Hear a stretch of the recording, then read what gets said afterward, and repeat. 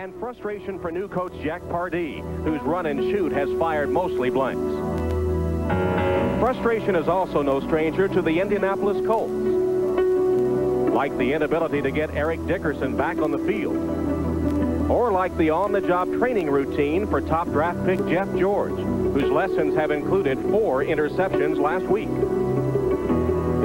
Can the Colts return to the form that carried them from an 0-2 start to the division title in '87?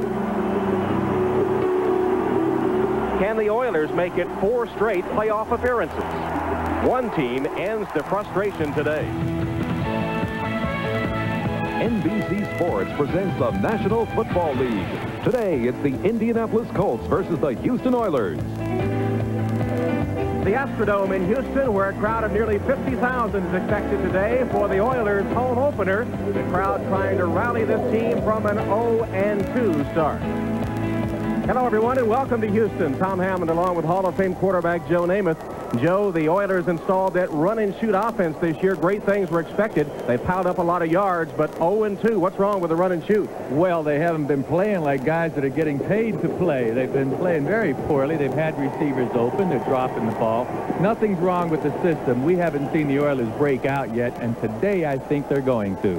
The Colts are in the same boat, 0-2. They've made the decision to go with rookie quarterback Jeff George. Are they paying the price for that? Yes, they're paying the price. I'll tell you what, a rookie quarterback who has more ability than the veteran, fine. He may be your best quarterback, but he's not giving your team the best chance to win, I don't think. He's got to call audibles out there. He's got to read defenses, and he's going against a very good Houston defense so far this season, so I think Jeff's going to have some problems. The Colts have also had problems defensing the pass. Does that play right into the hands of the run-and-shoot?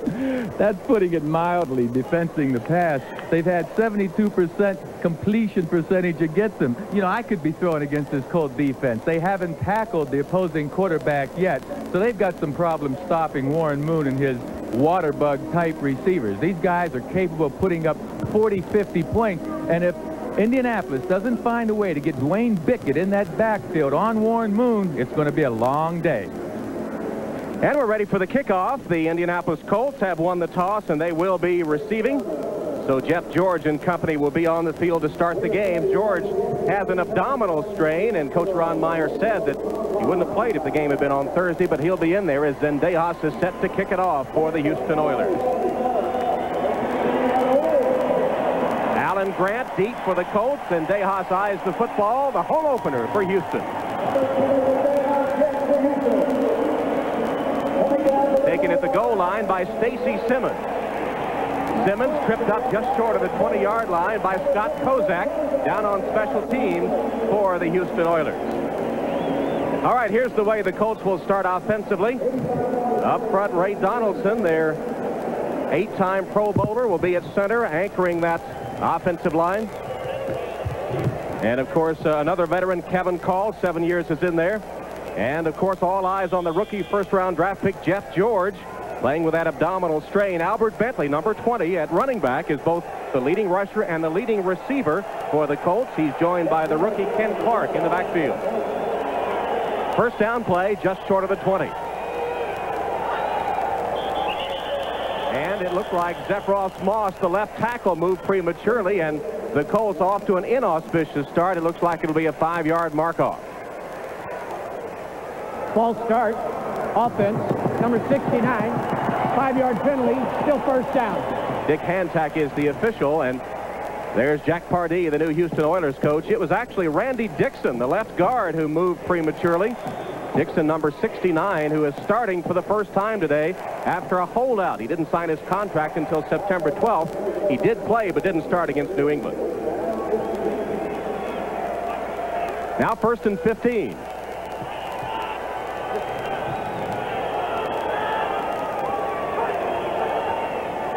George will go to the air and completes the pass. To complete to Clarence Verdun. Richard Johnson, the cornerback for the Oilers, covering on the play. And a short gain on George's first pass of the contest. Well, I'll tell you, we saw the motion illegal procedure penalty on Dixon. This offensive line of the Colts is certainly concerned because Houston is bringing 4 rushers all day long. They have been the first 2 games, and they want to protect their young quarterback.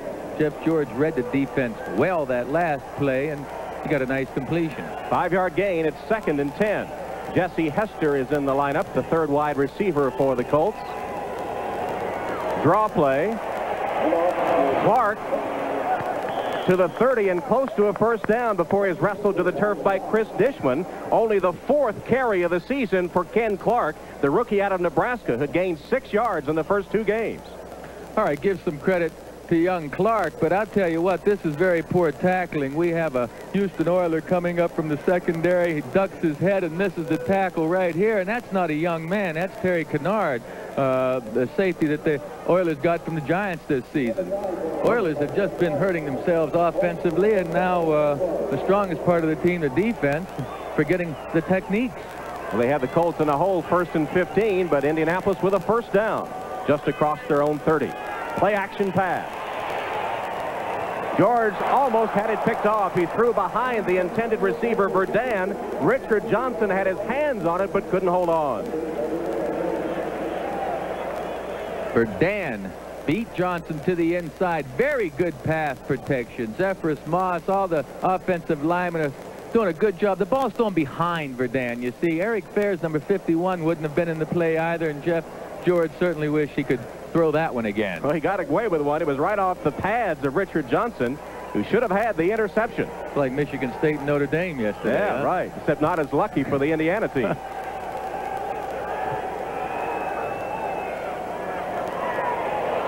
Albert Bentley's first carry of the day is good for a first down. Richard Johnson on the tackle had to come from the secondary to stop Albert Bentley, who is the leading rusher and leading receiver for this Indianapolis team.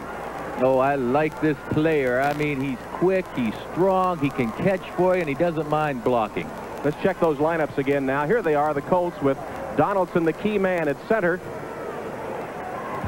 And in the backfield, George, Bentley are the key persons there, along with those wide receivers. In the Colts rocket formation, Clark and Beach leave the game. Hester and Morgan come in for 4 wide receivers. First down, Indianapolis. George goes deep, and he's got a man wide open. He overthrows him. Verdun was all by himself. He left Chris Dishman in his wake. George couldn't hit him with a pass. There's a penalty marker down.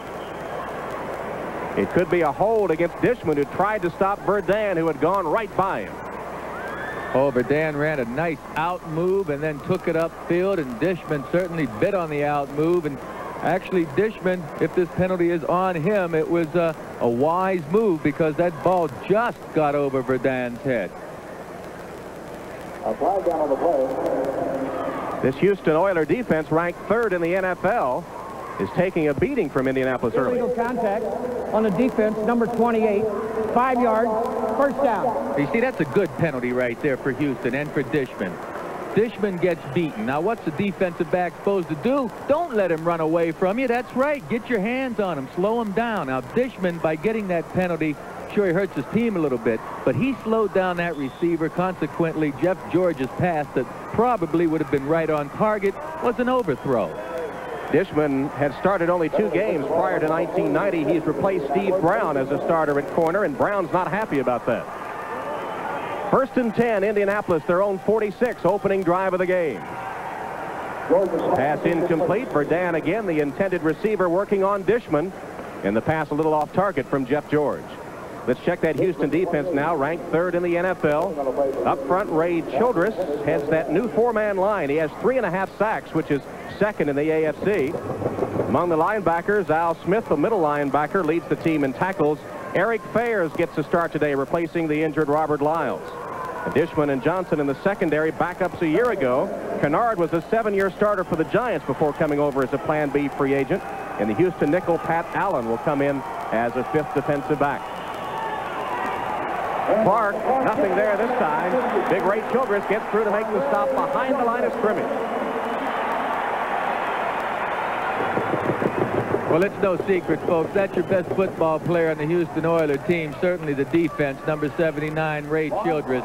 Right now, he fights through a double team, folks. Through a double team to make the tackle in the backfield. Yesterday, the offensive tackle of the Colts said that this man, if not the best defensive tackle in the league, the best that he's had to play against in his career. And Childress said he was off to his best start ever defensively, and he proved it there, going right through 2 Colts would-be blockers. Here's the rocket formation for Indianapolis. 4 wides on 3rd and 13. Blitz. Intercepted. Patrick Allen picks it off and brings it back into Colt territory to about the 30-yard line, where he's run out of bounds by Stanley Morgan. George's pass deflected right into the arms of Patrick Allen, who came in on the nickel defense for the Oilers and gets the interception. Patrick Allen with the interception. Here's our first look at the run and shoot. They start at the 30 of the Colts. Warren Moon in trouble. Tries to pass it to White. The ball's loose and the Colts have it. Dwayne Bickett comes up with a football as Moon, on the verge of being sacked, tried to dish it off to Lorenzo White, and Dwayne Bickett picks up the loose football, and just like that, the Oilers turn it over. They have turned the ball over 11 times this season, and the opponents have converted the first 9 into 7 scores. Opening drives of the Oilers this season. They've had turnovers every time, 1 fumble and 2 interceptions. Here's George on first down for the Colts, and he's being chased, still in trouble and sacked. William Fuller back to get the sack. He's second behind Childress in sacks on this team. He had 1.5 coming in, and he puts the pressure on Jeff George.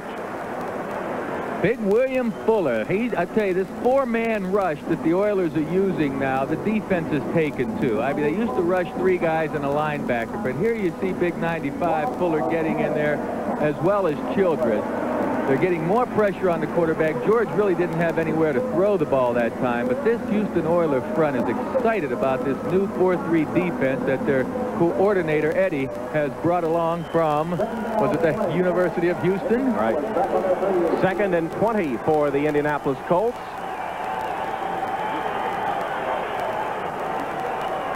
On the ground, Bentley, not much. Maybe made the line of scrimmage before he was pounced on by Johnny Meads. And Lander Knight also coming up from the Oilers secondary. Well, I always hate a play like that when it doesn't work. You know, 2nd down and 1.5 miles, and you run the ball off tackle or up the middle. Of course, when you have Bentley, who can break it anytime you want to get the ball in his hands, whether it's a draw play or a screen pass. It's just that when it doesn't work, it looks like a lousy call. Steve Brown and Patrick Allen are in on the nickel defense for the Houston Oilers. Leander Knight has replaced Terry Kennard, who has a dislocated thumb but will return. It's 3rd and 20. 4 wides for the Colts, 3 set to the right.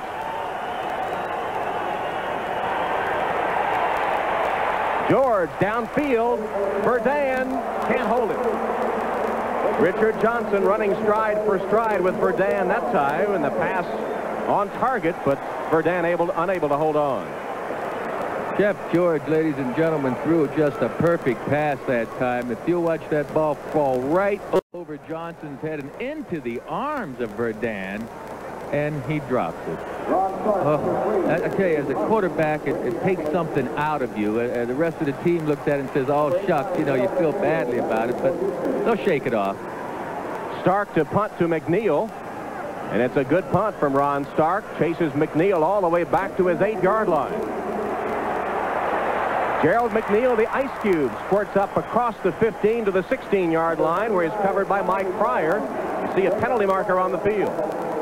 Verdun may get lucky with this return. He may even get some additional yardage, but he caught that ball on about the 8-yard line, the 7-yard line. Pretty sure he should have let it go. Illegal block on the run back, number 26. We'll penalize 10 yards and first down. See, that's 2 mistakes right there. Now, first of all, McNeil's supposed to be letting that ball go, and then on top of it, they get the penalty. Just Superdome in Houston, Ron Meyer and Jack Pardee squaring off in a battle of winless teams, and each team plagued by a turnover on its first possession. Houston has the ball for the 2nd time from their own 9. Warren Moon's pass is complete for a first down. That one to Drew Hill, who's tackled by Eugene Daniel of the Colts. You see, this is why I'm not sure this run and shoot's going to work in professional football. I've got to see it after a complete season. Right now, Drew Hill makes the catch, but these little guys that are so quick and fast are taking a beating from the defensive back. Here by Leonard Harris on first down for the Oilers. That's their initial first down of the game. Lorenzo White with his first carry. 17th carry of the season. He's the leading ground gainer for the Oilers. Harvey Armstrong on the tackle. Here's the way Houston lines up offensively. On that line, Munchak and Matthews have been to 7 Pro Bowls between them. Warren Moon in the backfield off to a slow start, already thrown his 7th interception of the season. And, of course, Drew Hill injured, replaced by Leonard Harris. Sometimes the Oilers will go to that jumbo formation. Backup center Eric Norgard will come in at 285 pounds at fullback. Williams and Dawson tight ends, and Pinkett a flanker. 2nd and 5 for the Oilers. 3 wide sit to the right. White makes a nice move and takes it up beyond the 25 to the 26-yard line. Here's the defense now for the Indianapolis Colts. They have struggled, especially against the pass this season. John Hand was a holdout, but returns. Came back last week and got 7 tackles against New England. Rookie Matt Vanderbeek replaces the injured Jeff Farad today. You see the secondary. Grant, a rookie, will have his hands full. The Colts use 6 defensive backs in their nickel. Baylor and Good replace linebackers Banks and Young. 3rd and 3. Moon under center this time. Flag down. Pass wide open to Jeffries, who takes it for a first down across the 40-yard line. Bumped out of bounds by Keith Taylor, but let's check the penalty. Good pass by Moon. It looks like these Houston Oilers are hurting themselves again. It appeared the offensive lineman on the right side leaned back just a little bit. If they're not dropping the balls, they're making mental mistakes. Joe, you know, when they set up in that Offense, number 70, 5-yard penalty. Repeat the down, 3rd down. Dean Steinkühler, the man that moved prematurely, 3rd penalty. He just leans back a little bit. It's not much, but watch number 70 right there. You're not allowed to do that. He's a little anxious. John Hand trying to put a little pressure in there, and so I think they're more apt to do that when they don't get down on their 3-point stance. I think they're a little more apt to rock back on their heels, ready to pass block. Makes sense. 3rd and 8 now.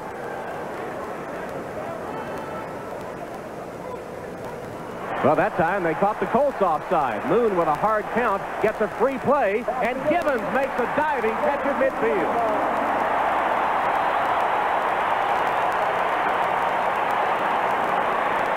Mike Pryor covering Givens, who made a diving catch right at the shoe tops for 28 yards and an Oiler first down.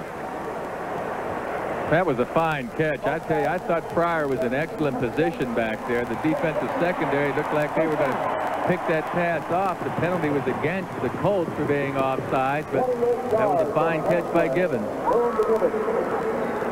Let's check our 10-minute ticker now for an update on scores in this week 3 of the National Football.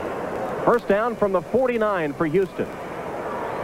Moon goes for 6, and he'll overshoot his intended receiver, who was Curtis Duncan. Alan Grant, the rookie, was covering Duncan, and Moon sent it too far. Alan Grant was in excellent position that time. The ball's on target. Grant's going to intercept it. I guess they're just taking a shot at the rookie to get him to back off a little bit, because Duncan was he was covered. I don't know why Moon was throwing in that direction other than to go for broke right now and expecting him to beat Grant, but that young man did a fine job of defense that time. Warren Moon, 2 of 4 for 38 yards and an interception. We're scoreless with 6:56 left in the first quarter. Moon admitted to us yesterday that he and his receivers still a little tentative in this offense. Moon has his man that time. A little look into Duncan, which will be short of the first down by about a yard. Alan Grant made sure that Duncan didn't get up to get further yardage. He also made sure that Duncan wasn't going to run by him. And Moon knew that this time, so he changes back to the short pass. If the ball's a little higher, Duncan's going to be able to turn and certainly get the first down, but it's a low pass, and Grant recovers nicely. Grant did give him a considerable cushion. It's 3rd and 2 here for the Oilers. Hill's back in the game. That's Hill in motion. Moon looks and hits Drew Hill, and he'll be just enough for first down depending on the spot. Well, they're not going to get him a very good spot. Getting a bad spot. He's getting a bad spot. Now they switch and give him first down yardage, and that's the correct spot. Mike Pryor made the tackle for the Colts, and Hill's forward progress did take him to the 40-yard line. Well, this pass is almost impossible to defend unless one of your defensive linemen knock it down. Hill is running at such an angle toward the sideline that Mike Pryor doesn't have a chance to get position to break that play up. It's a well-designed play, and when it's run properly, you're going to get that 4- and 5-yard gain. And his forward progress took him to the 40, even though he was driven back on the tackle. It's first down at that point with 5.5 minutes left in a scoreless first period. Hill, under pressure, tries to sidearm it to White, and the pass falls incomplete. Dwayne Bickett coming from that outside linebacker spot, putting the heat on Moon. And Bickett told us yesterday that that's what the Colts were going to try to do, to put some pressure on the passer, Warren Moon. He said a la Atlanta, when the Falcons had so much success doing that against Moon and the Oilers in Game 1. Bickett, certainly one of the finest players in the National Football League, one of the best linebackers you're ever going to see, has not been getting the help from his friends that he needs out there to put pressure on him. He gets guys double teaming him most of the time. Bickett, in his 6th year out of Southern Cal, has started every game he's been in the NFL. 2nd and 10, 3 wide set to the right. Flag down as Moon goes across the field, and a diving catch, and then a fumble by Jeffries. It'll be ruled incomplete. No completion. Eugene Daniel bumped him down after it appeared that Jeffries had made a great catch. Yeah, but again, that right tackle, Steinkohler, looked like he rocked back. Tom, maybe they ought to put him in a 3-point stance, huh? I think so. I think there really is a tendency to get a head start, getting back to pass block. Dick Hantak's mic not working. Penalties declined by the Colts, setting up a 3rd and 10. But Dean Steinkohler was guilty, as you pointed out, Joe, and see if you can pick it up on the replay, rocking back on his heels to pass right block. Here on the left side of your screen, number 70. Now, that's the 2nd time that he's rocked back. I guess he's worried that Kurt Larson's going to run by him, the linebacker for the Colts, but gee, that's 2 plays in here in the first quarter. This is the third down situation the Oilers have faced. They've converted the first 2. Warren Moon. And the pass complete to Drew Hill, who takes it to the 30 and close to a first down. John Baylor with the tackle there. Let's go to Bob Costas now for an update. All right, Tom, you'll recall the Bengals had to come from behind to win on the season's first 2 weeks. Here, with the cameraman faked out by Boomer Esiason's play action, it's Eddie Brown on the receiving end of the 42-yarder. This week, they jump out early. 10-0 over the Patriots. They've just taken the ball back on a John Stevens fumble. They've got it at the New England 10 again. Tom? All right, Bob, the Cincinnati Bengals off to a fast start. Bad news for these Oilers. It's just short of the first down. It's 4th and 1. Here's the jumbo formation. Eugene Seal is the fullback, blocking for White, who doesn't get much. Maybe enough for the first down, depending on the spot. John Hand is the man that stacked it up with help from Fred Young. I don't think he's going to get it. I think those Colts held him that time. Jumbo formation or not, they just put up a big, strong wall and snuffed them back. Let's take a look at it. On the left side of the screen, he's got to get to that line right there, the 30-yard line, but you see it's being stuffed. Looky here, Beekman is in there. Oh, good play. Good defense by these Indianapolis Colts. Vanderbeek, watch number 58 come in here. Well, we don't see him right now. There he is. There's Vanderbeek. Good play. Well, they had 250-pound linebacker Eugene Seal in as the fullback, the lead blocker, and they still couldn't get the yard they needed. Big defensive play by Indianapolis, and the Colts take over at their own 31. 4 minutes left in the first quarter, 0-0. George's pass dropped by Bentley right through his hands. Nobody close to him. Meade's the closest man. And he's wearing one of those, a pair of those sticky gloves, too. You know, those gloves that these guys wear, they're kind of tacky. He's not wearing them to keep his hands warm right now. I mean, he's wearing them out there because they're a little bit tacky, and yet the ball still slipped right through his hand. Well, hope you'll stay tuned on NBC tonight. 2 world premiere movies. 7 of your favorite TV comedy stars off to camp together in Camp Cucamonga, followed by She Said No. 2nd and 10. Nickel defense for the Oilers. Colts go to the run. Bentley. He's across the 35 to the 36-yard line, stopped there by Meads and Dishman. Jeff George has been plagued by some drop balls by his receivers, the same problem Warren Moon had when the Oilers dropped 10 a week ago, and George has completed only one of his first 6 passes. Well, the receivers have dropped some, and also George had 2 other opportunities at least where he missed open receivers, so maybe they didn't have enough training camp. I don't know. They're just not very sharp. Well, that's to be expected somewhat, I guess, with a rookie quarterback. Coach Ron Meyer told us, yes, they do pay the price sometimes, but he is the best he has. There's a good throw by George under pressure to hit Stanley Morgan for what appears to be a Colt first down. Patrick Allen was covering the veteran Morgan, the New England Patriots all-time leading receiver who came to the Colts as a free agent this year. This is a nice catch, and I tell you, Patrick Allen doesn't make this ankle tackle. Morgan is on his way downtown. Watch how Patrick Allen just barely gets him around the ankle. Stanley Morgan's ready to take that thing a long way for 6. George still getting some pressure. This time he gets it from Steve Brown, the cornerback, blitzing. First down, Indianapolis at the Colt 44. Clark buried at the line of scrimmage. Doug Smith led the tackle. Jeff George, the highly paid rookie of the Indianapolis Colts. How highly paid is he? Well, among the best in the National Football League in his initial season, passing up his final year of eligibility at Illinois to come to the NFL. He's making $2.5 million a year, which ranks 5th among all players in the National Football League. Warren Moon below that at $2 million a year.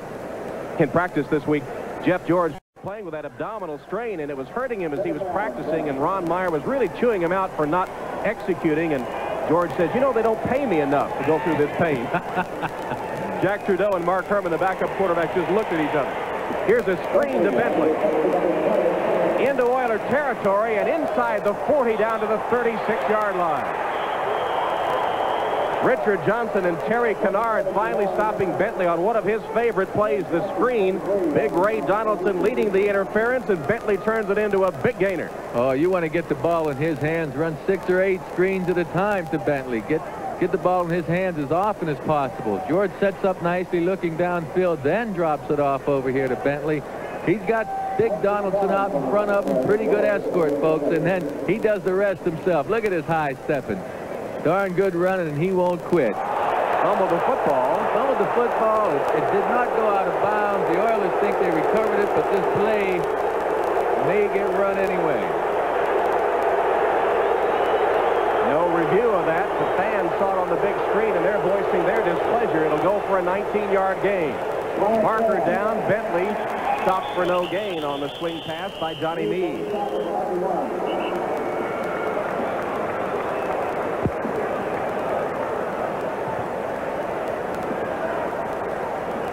It'll be offside against Houston. The Oilers are doing everything they can do to give these Colts a chance. They're making these mental errors, dropping the ball, and the Colts could take advantage of it. They should. I mean, it's offside defense, number 51, lined up in the neutral zone. 5-yard penalty, still first down. Lined up. Eric Fairs lined up in the neutral zone. I mean, he lines up every day out in practice. You think he doesn't know where to line up yet? How does that happen? They're not thinking out there. Let's watch that previous play when Bentley, well, we don't have time to see it right now, but Bentley juggled the football and fumbled, and it didn't go out of bounds, but it was not reviewed. 1st and 5. George heading to Bentley,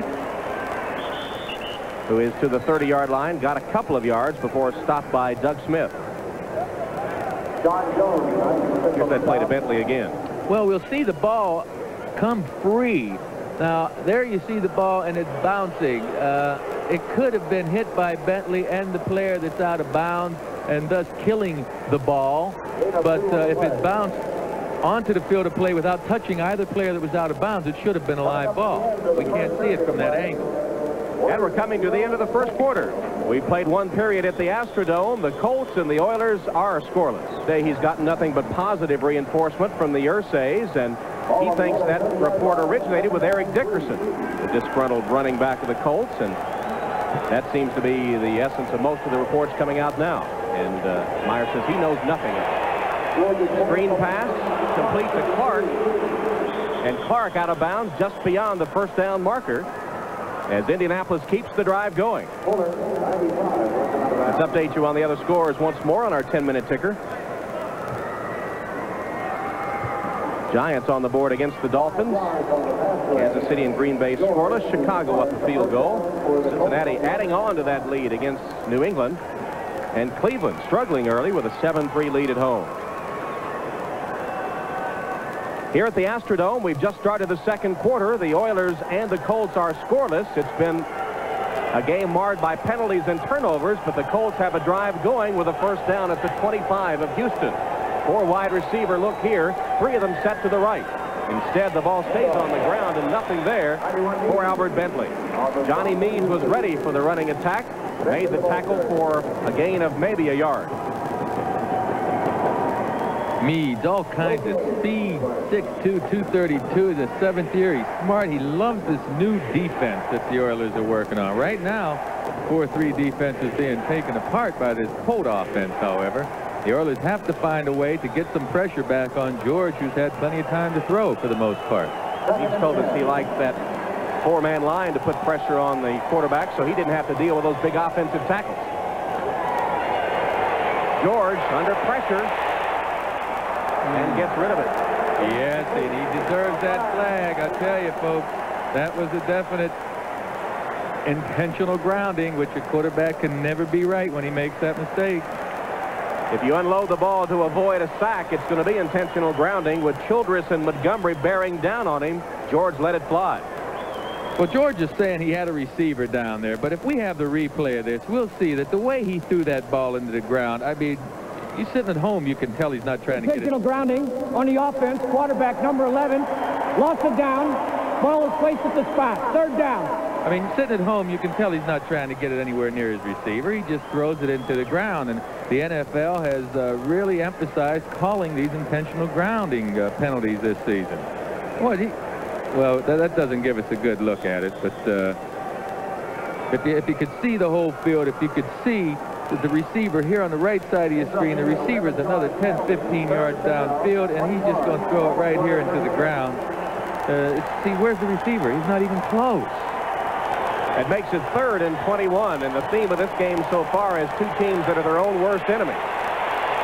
Deep drop by George, who gets it to Bentley. Another flag down. Pass complete to the 30, well short of the first down. Bubba McDowell, the safety, all over Bentley.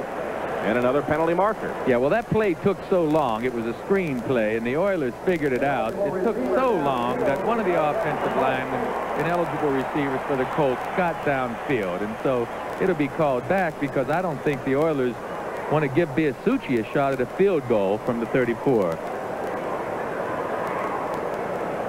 Dick Hantak is spelling out the options to Chris Dishman. And now to the defensive captain on the field, Richard Johnson.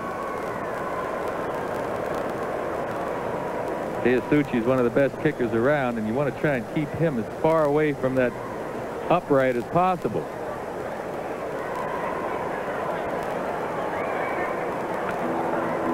Still no decision made, apparently. 13:39 left in the first half. No score. Ineligible. Offense number 69 downfield. 10-yard penalty. Repeat the down. 3rd down. So they will take the 10-yard penalty and repeat the down. Randy Dixon was downfield on that screen pass. And thus the penalty as the Indianapolis offense in reverse here at the moment. 3rd and 31. Well, that was good defense. You can't fault Dixon for holding his normal count and going down. Good defense that last play. 3 wide receivers set to the right, 1 to the left. George in the shotgun.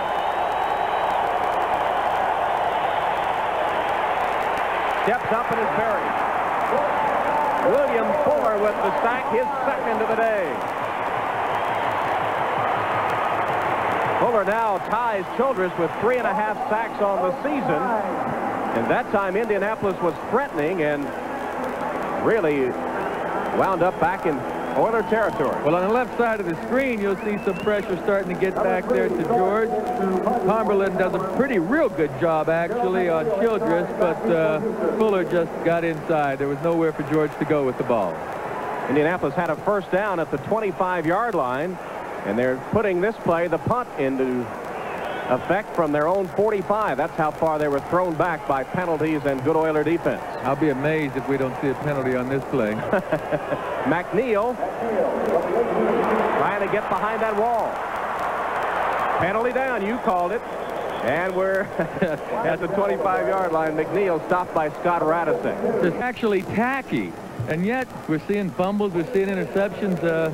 I don't know. It does go back to lack of concentration. The receiver must concentrate on holding on to that football.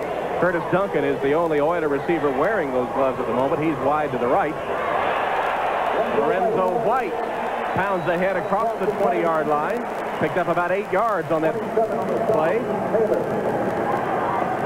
Jack Pardee brought that run-and-shoot offense that he used for the Houston Gamblers in the USFL and the University of Houston, and he says, boy, you need to catch the ball. That's what we were talking about. You can't run this offense if you can't catch the football. And the Oilers had 10 dropped passes last week. The story making the rounds here in Houston was that the Oiler receivers didn't get back after the Pittsburgh game. They missed the plane. Oh, boy. Plenty of time for Moon. Now he's flushed out of the pocket. And makes a nice throw to Duncan for a first down. Alan Grant covering Duncan, but he makes the first down catch, and Moon that time showed a nice scramble to get free for the completion. Oh, well, Matthews, Pennison, Munchak, Steinkuhler. This offensive line just does a tremendous job right now of keeping 3 guys off the quarterback. I mean, the Colts are only rushing 3 guys, folks, against 5, and you wonder why they're not getting any sacks. That's one of the reasons. Jack Trudeau warming up on the Colts sideline. We told you that Jeff George had an abdominal strain that is pretty painful to him, and perhaps we will see Trudeau. Ron Meyer said it wouldn't surprise him if George were not able to go the entire way. Moon, nice grab that time by Duncan. There are the gloves. Duncan, the only Oiler receiver wearing them, holds on to that one right in front of Chip Banks, and that was a beautiful catch as he laid his body out over the sideline. Quick, quick, get the gloves. Everybody else, put them on. Everybody, put the gloves on. I'm not sure he had possession of this ball, by the way. He has it. He bobbles it a little bit, and, well, I don't know if he had possession of that when he hit the ground. If he did, that was one fine catch. I'd have to look at that one more time and say it was incomplete. We'll look at it later. I can't believe they're not reviewing that one. Play is about to commence, so no review by the instant replay. White hit behind the line of scrimmage. Makes it back to the line of scrimmage, and that's about it. Harvey Armstrong, the nose tackle of the Colts, smelled that one out. Oh, I'd love to see that last play. I'll tell you what, folks, I don't know why they didn't look at this instant replay here, but he has to have possession of the ball and both feet down in bounds. He's bobbling that ball, and his body's going to be on the sideline. Now, you're telling me he has possession of that ball? He's out of bounds. That's an incomplete pass. How could they not look at that one? That's twice today we have had plays, one a fumble by Bentley and that one by Duncan that were not reviewed by instant replay. Meanwhile, 3rd and 1 for Houston. Moon fumbles the snap, and the Oilers once again make a mistake that takes them out of a drive. John Hand and Harvey Armstrong pound on Moon after he picked up the football, and the fans let their frustration be known to Pardee and his Oilers. Get the gloves for Moon. Come on, put those gloves on, Warren. Your ball won't slip out of your hand. It looked like the ball hit his hands nicely and just slipped out and fell straight down. And that's where a ball is going to fall, straight to the turf if it hits you in the middle of your hands. And that's what it looked like to me. It looked as though it were a good snap. Montgomery into punt. He leads the AFC with an average of 44.3, and Clarence Verdun, the deep man for the Colts. Not a very good punt by Montgomery. Verdun lets it hit at the 15. Takes an Oiler bounce, however, and is covered inside the 20-yard line down to about the 17 of Indianapolis. And guess what? We've got a penalty marker on the field. Oh, boy. Well, we said when the telecast started, the season so far has been one of frustration for these two teams, and it certainly has carried over into Game 3 on both sides of the football. It's carrying to the fans, too, and up here. I mean, it's frustrating for all of us to watch this kind of football.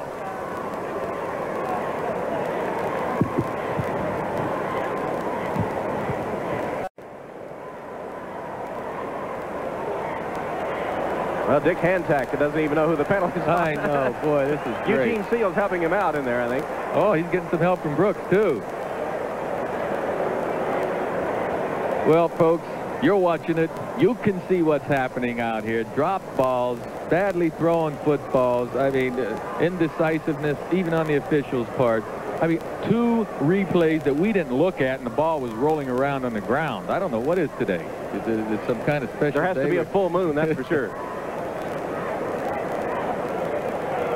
Here's Dick Hantak. We had a personal foul, unnecessary roughness on the receiving team, number 37. That is a post-possession foul. We will penalize from the dead ball spot. It will be first down. Penalty called on Chris Good of Indianapolis. Jeff George is going to stay on the sideline. It'll be Jack Trudeau at quarterback for the Colts. Jack Trudeau at quarterback for the Colts, replacing Jeff George. He has a first down at his own 9-yard line. His first pass is complete to Bentley, who lowers his head and drives across the 30-yard line before he's collared there by Terry Kennard. Trudeau, replacing George, hits his first pass for a big gain. Well, Trudeau reads the offense to the defense quickly and gets the ball right in the seam to Bentley. You see, that takes some good reading. Trudeau's got some experience, and I mentioned earlier that the Colts with the rookie quarterback don't have give their offense a fair shake because Trudeau, now the veteran, can call audibles. He can run the better plays when he sees the defense, and he's a faster reader. Maybe not as good an athlete as George, but he's certainly a headier player at this stage. Under pressure, he lets it go incomplete. Pat Beach, the intended receiver, as Jack Trudeau, in his 5th year out of Illinois, throws the incompletion. He knows the frustration of starting as a rookie. He was 0-11 as a rookie with these Colts. Started 33 games for them over his career, as you take a look at the other scores around the league. I'm just wondering if something happens to Trudeau. I just saw him take a good hit. I wonder who the emergency quarterback is going to be. Well, Mark Herman would come in to replace Trudeau should he go down. Meanwhile, Kevin Call, the starting right tackle of the Colts, has a back injury, and his return is questionable. Brian Baldinger is playing tackle now. Trudeau with a scramble to the 35-yard line, gained 4 or 5 yards before he was hit by Johnny Meades. Good play by Trudeau. The pocket starts to collapse. He didn't have anything downfield initially, so he gets some of the yardage back. Not going to go far because 91 Meades is really right there in position, and Trudeau knows that, but I'm just surprised he didn't slide. You know, Trudeau's fighting out there. He wants to get that extra yardage. I like that stuff. Jeff George had hit 4 of 10 before he left the game, had 1 picked off, and is given way to Trudeau. 3 wide receivers to the left, 1 to the right. Handoff is fumbled, and the Oilers have it. Bubba McDowell falls on the loose football that was coughed up by Albert Bentley. Ball will be marked down even though they're still scrambling around. We've seen when the Oilers played Atlanta a couple weeks ago, everyone stopped except the guy with the ball, and the Oilers say, hey, that's not going to happen to us again. I'm just going to keep on going until somebody stops this play. Well, it was stopped. It'll be marked at the 36-yard line, but once again, a Colt turnover, the 8th turnover they have had this season. Well, let's check the handoff and see if it's a good handoff to start with. See if we can find out why the ball was put on the ground. The handoff looked like it was in the middle, but he never had it. Bentley never had both hands around that ball. And folks, from that look, you can't tell who was at fault, whether it was Trudeau or Bentley, but it was definitely one of those 2 guys. Well, looks like neither team wants to win for the first time this season. A game full of mistakes. Warren Moon on first down. Inside the 20, complete to Hill. John Baylor wrestles Hill down, but it'll be an Oiler first down. 16-yard gain. Well, there's the influence of the turnovers that the 2 teams have experienced so far. The takeaways, only 2 apiece, and look at the giveaways. Neither team has scored a point off opponents' turnovers and yet have given up 23 and 41, respectively. One of the reasons these 2 teams are 0-2 and still sputtering here in the second quarter. Oilers looking for the first score of the game. We have 7 minutes left in the first half. Moon, little touch pass for White, makes one nice move and then is swamped by White jerseys.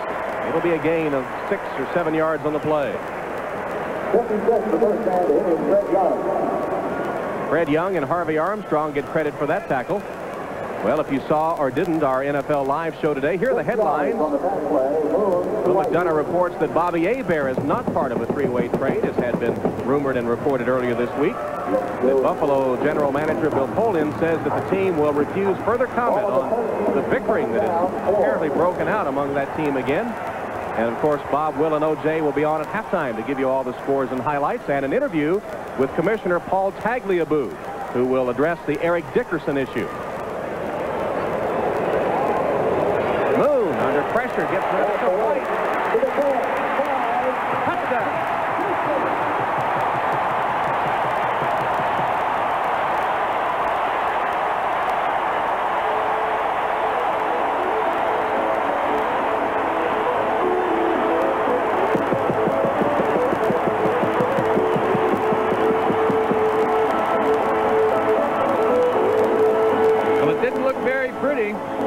But Alonzo White made the grab and a good run into the end zone. Dwayne Bickett nearly knocked that pass down. He came clean because the Oilers didn't assign anyone to him, and White finally gets in the end zone.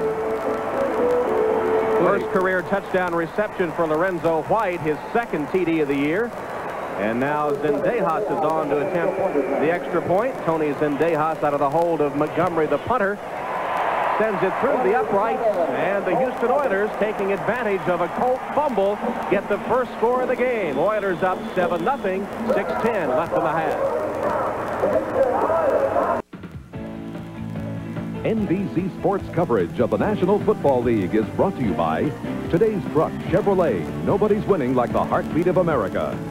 By United Airlines, serving over 200 cities in the U.S. and around the world. Come fly the friendly skies. And by Liberty Mutual. For your insurance and financial service needs, America believes in Liberty Mutual. Tom Hammond and Joe Namath from the Astrodome, where the Oilers have taken advantage of a Colt turnover to get a 7-0 lead. Zendejas with the kick. Stacy Simmons lets it go out of bounds. Zendejas, the kicker for the Oilers, has been bothered by back spasms. And he said kickoffs were the most difficult. Looks like it there. Well, those 2 field goals he missed against Pittsburgh last week, I thought were the most difficult. So the Colts will have the ball. Colts with Jack Trudeau at quarterback now take over at their own 35. Jeff George on the bench with that strained abdominal muscle. This pass is complete to Verdun, close to a first down. Richard Johnson covering for the Oilers. I tell you what, these Colts have had their receivers open, folks. You know, in the first quarter, we saw George miss a couple receivers, and then we saw some dropped balls. Right here, Verdun is getting a tremendous cushion from Richard Johnson, the cornerback. I know that he has a lot of speed, Verdun does, but gee whiz, I don't think he's entitled to that kind of a cushion. That catch was about a half yard short of a first down. See the clock ticking inside 5.5, and the Oilers holding a 7-0 lead. Trudeau rifles one complete.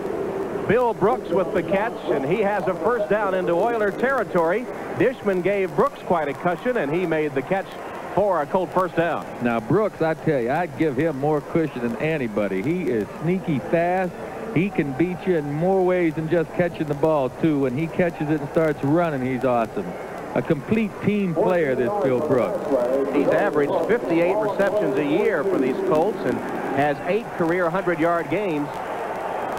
He and Gibbons of the Oilers were each over 1,000 yards receiving in their rookie years.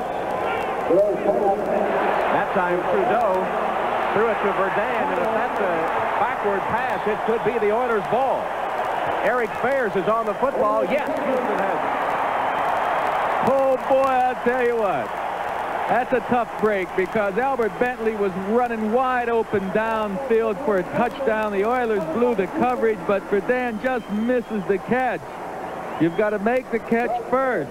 It's a little high, tough to handle. Definitely a lateral. Beautifully set up play. Well devised. Just a tough break that Verdun didn't hold on to it. Another Indianapolis turnover. We'll be back. Pass from Trudeau, couldn't get it, and the Colts have turned it over again. The last turnover resulted in 7 points for the Oilers. White hit and dropped behind the line of scrimmage. Good tackle by John Hand, first-round draft choice out of Alabama, who held out until the 12th of this month and came back against New England to record 7 tackles. Let's take a look at that last play again, the lateral. You'll see Clarence Verdun at the top of the screen. The ball is up over his head. Verdun's 5'8", and he gets up pretty good, but that was a bad pass. A great catch could have been made, but just didn't work. Give credit to the Oilers for continuing to go after the football here. And they were getting some pressure on Trudeau to make him perhaps throw that ball high. Well, that wasn't enough heat, really, to get the ball up there. I guess Trudeau thought he had Brooks out there, a taller receiver. Warren Moon, Jeffrey, to the 35-yard line. Hit hard by Eugene Daniel. Beautiful tackle by Eugene Daniel. Just a marvelous heads-up, fine picture tackle. Don't forget the double feature tonight on NBC. The comedy stars, 7 of them in the movie Camp Cucamonga, followed by one of the most important movies of the year, the critically acclaimed She Said No. That's coming up tonight here on NBC.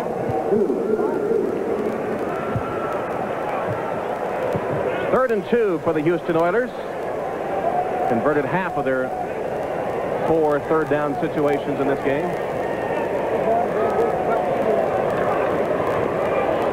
Moon's got a man wide open. It's Duncan for the first down.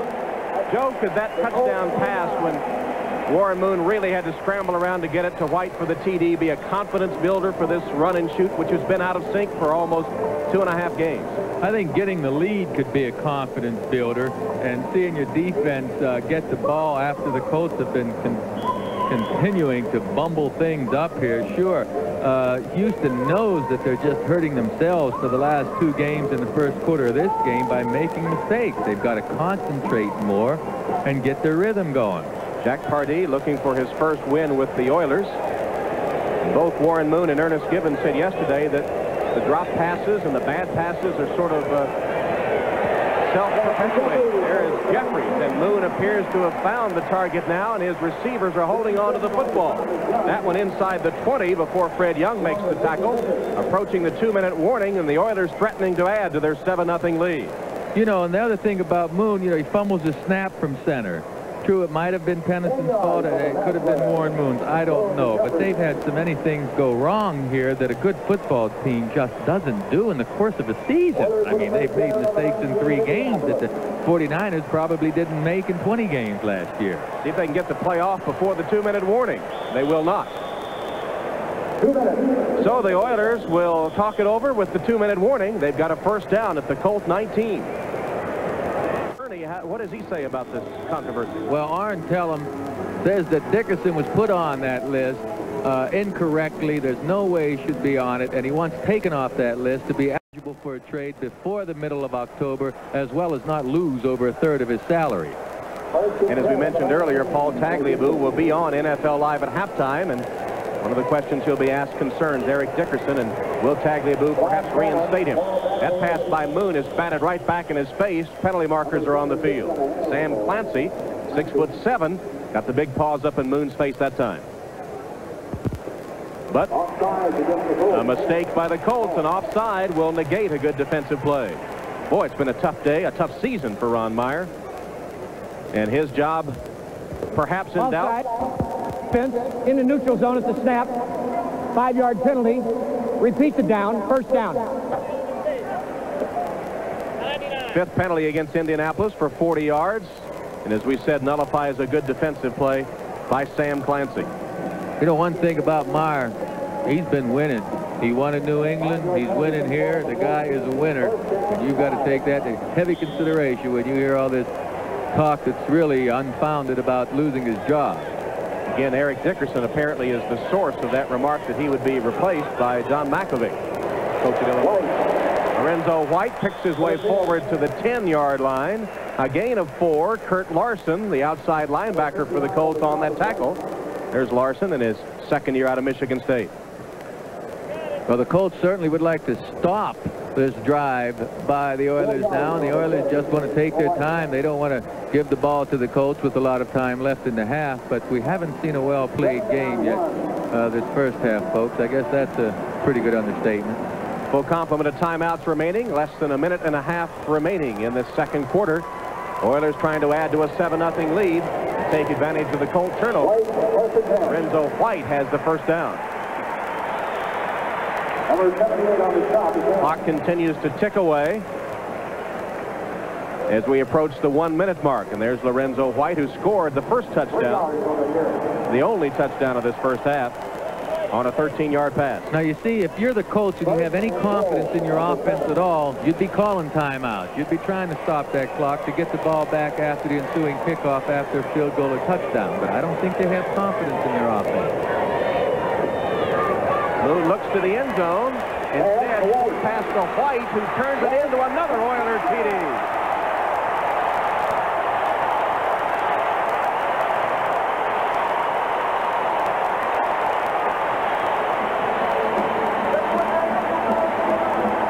Warren Moon stayed in there as calm as could be. You saw the feet move around a little bit, but he kept his composure to find Lorenzo White, who had snuck out of the backfield. He didn't run a beautiful pattern, just picked his way through the line, found an open spot.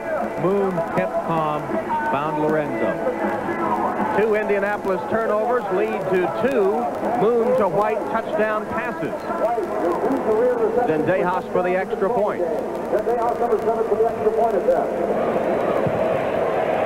Oilers 14-7. Warren Moon, perhaps gaining his confidence in this Oiler run and shoot, has put his team up 14-0. Today's small, and by the time they came up to make the play, it was too late.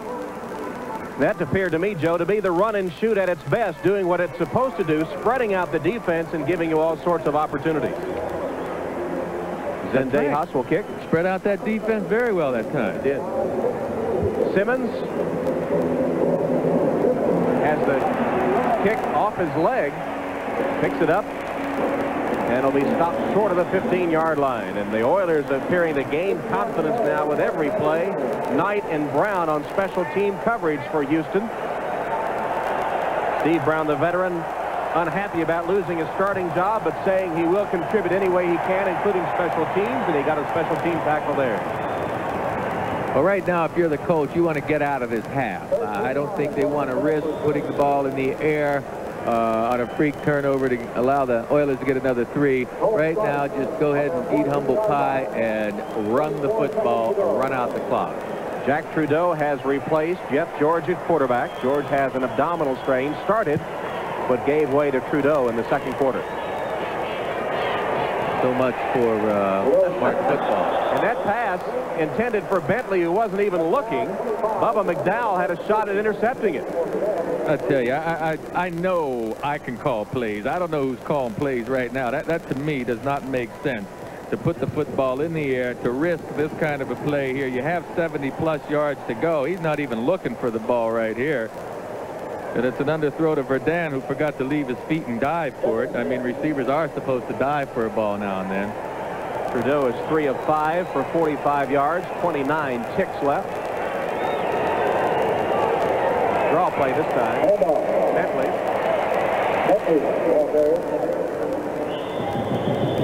He's across the 25-yard line and has a first down. Terry Kennard from a free safety spot on the tackle, and a timeout stopping the clock with 22 seconds left. Colts have a first down, trailing by 14. I think they're losing an attitude that they can run the football on anybody. Now they're not so sure that they can run the football. I'm not too sure that all of these players aren't happy that he's not in camp. He really poor-mouthed that offensive line when he did rush for over 4 yards and 1,300 yards last year. How he could poor-mouth that, I don't know. Interception by Richard Johnson of the Oilers. He's down inside the 20-yard line with 12 seconds left. Another Indianapolis turnover. Jesse Hester made a saving tackle as Johnson picked off the pass. Well, you see, this just doesn't make sense, folks. I'm glad we talked about this earlier. Why risk putting that ball up in the air at this point? You haven't done anything the first half. Here they're just giving the Oilers another opportunity now to put more points on the board. Poor play selection, and I've been told that the coaches are calling the plays. It's not Trudeau that's back there calling the plays. Richard Johnson runs a nice return there. Jesse Hester knocks the ball loose, but unfortunately for the Colts, it goes out of bounds, so the Oilers will retain possession. Fourth turnover committed by the Colts, and the Oilers have gotten 2 scores, 2 touchdowns off turnovers. They have 12 seconds to work with here at the 25-yard line. You see the timeouts left.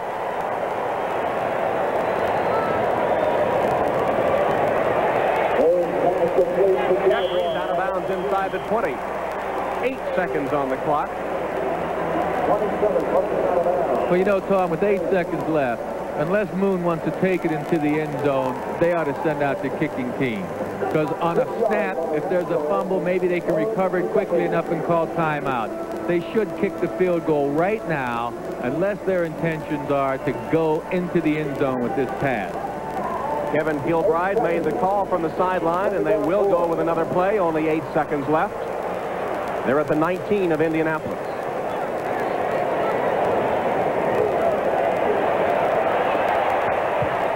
Incomplete off the pads of Jeffries, probably just as well to the half would have run out. Darn lucky it was incomplete, because he wouldn't have gotten out of bounds and the clock would have run out. I can't believe the play selection I'm seeing here.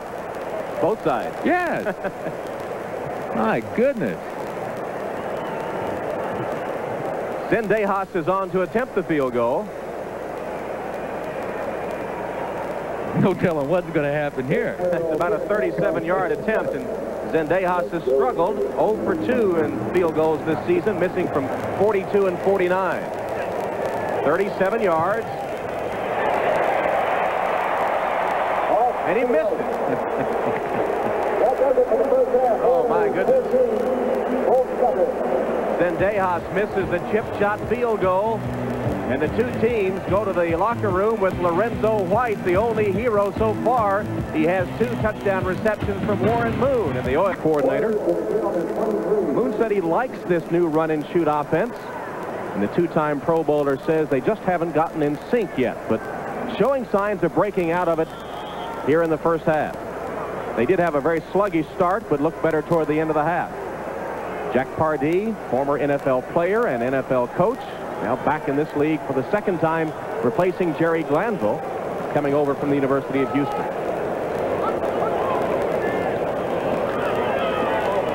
Moon's pass on target. Curtis Duncan with the catch. Short gain. Alan Grant, the rookie. Grant has performed pretty well in the first half, Joe. Granted, he is allowing a pretty good cushion, but has not been beaten for a big gainer. Well, that's the thing. You don't want to let these guys get behind you. You want these little receivers to be forced to catch the ball in front of you. That way, Grant and the rest of his cohorts back there can come up and deliver a good lick on these small receivers. Maybe jar the ball loose.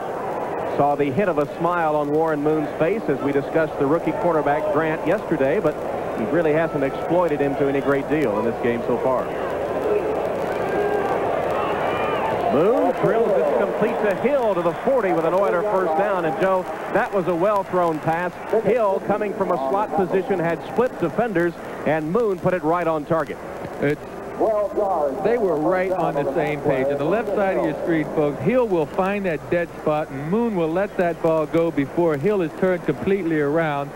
And when they run this run-and-shoot offense with this kind of rhythm, when they're right on the money now. I mean, it's hard to stop. The only way you can stop this thing is to get someone in Warren Moon's face, and that's what the Colts have to get back to. Put pressure on Moon quickly. White drops and fumbles the ball. White was hit hard, and the ball came loose.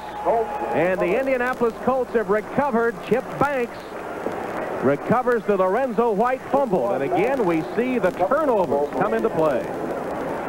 Well, they got penetration back into that backfield, whether it was a pass or a run. This time a run coming from the right side of the screen. You'll see that penetration come right through there from the linebacker. A good hit by Vanderbeek. He knocks the ball loose, and then Chip Banks gets on it. That's what the Colts need to do. They need to get into that Houston Oiler backfield. Oh, good penetration there. That was a nice play by Vanderbeek. Vanderbeek started for the first time against Buffalo as Herod was holding out and had 6 tackles, forced that fumble. Trudeau's passes dropped. Bentley had the football in a seam behind Johnny Meads. Couldn't hold on. Well, the ball was slightly behind Bentley, but still he gets both hands on the ball. It's on his hip, it hits his body and bounces away. The ball should have been a little bit higher, but again, Bentley is a terrific athlete. He's supposed to make that kind of catch. 2nd and 10 from the Oilers 37. 14-0 Houston in the opening 2 minutes of the second half. Indianapolis in scoring territory after the fumble recovery. Bentley on the draw. Pounds over one defender and gets a first down inside the 25. He flattened Bubba McDowell to get first down yardage. Oh, that's just some awesome power running. Good power running. And Bubba McDowell, I mean, he's not a weakling back there. He's known as a big hitter, and he ducks his head a little bit, but I mean, Bentley just runs right over top of Bubba McDowell. Well, that's, I guess, one of the upperclassmen teaching one of the lowerclassmen a lesson there, both being from the University of Miami. 2 former Hurricanes colliding with force. Trudeau wide open. There's a penalty marker down. It'll be a touchdown to Brooks if it stands. Brooks cut inside. Chris Dishman was wide open. We'll check the laundry on the field. It will be against Indianapolis, and that will nullify a score. Wow. What else can happen? Okay, I'd be going to Brooks and Bentley every play, throwing screens, running draws. Illegal motion, offense, number 73, 5-yard penalty, repeats it down, first down. Zephros Moss with illegal motion cost Ron Meyer's team a TD. There's Moss, 6'6", 338 pounds. Came over from Dallas in a trade in his 2nd year out of Alabama State and replacing Chris Hinton, who went to Atlanta in the deal that enabled the Colts to draft Jeff George, number 1. 1st and 15, canceling a touchdown pass to Brooks. Trudeau throws a screen to Bentley. I don't know if it was a screen or not because he didn't have any blockers, but Bentley is hit and dropped after a short gain by Terry Kennard. Bentley snuck out underneath his blockers there. It appeared to be a type of a screen, but not your traditional screen play. Excellent recovery by Terry Kennard coming up there to make the tackle. Almost forced the fumble. I'll tell you, the best part of that play to me was Bentley not fumbling the ball, because that was a good hit laid on him. 2nd and 13 for Indianapolis. Just joining us, Jack Trudeau, number 10, has replaced Jeff George at quarterback.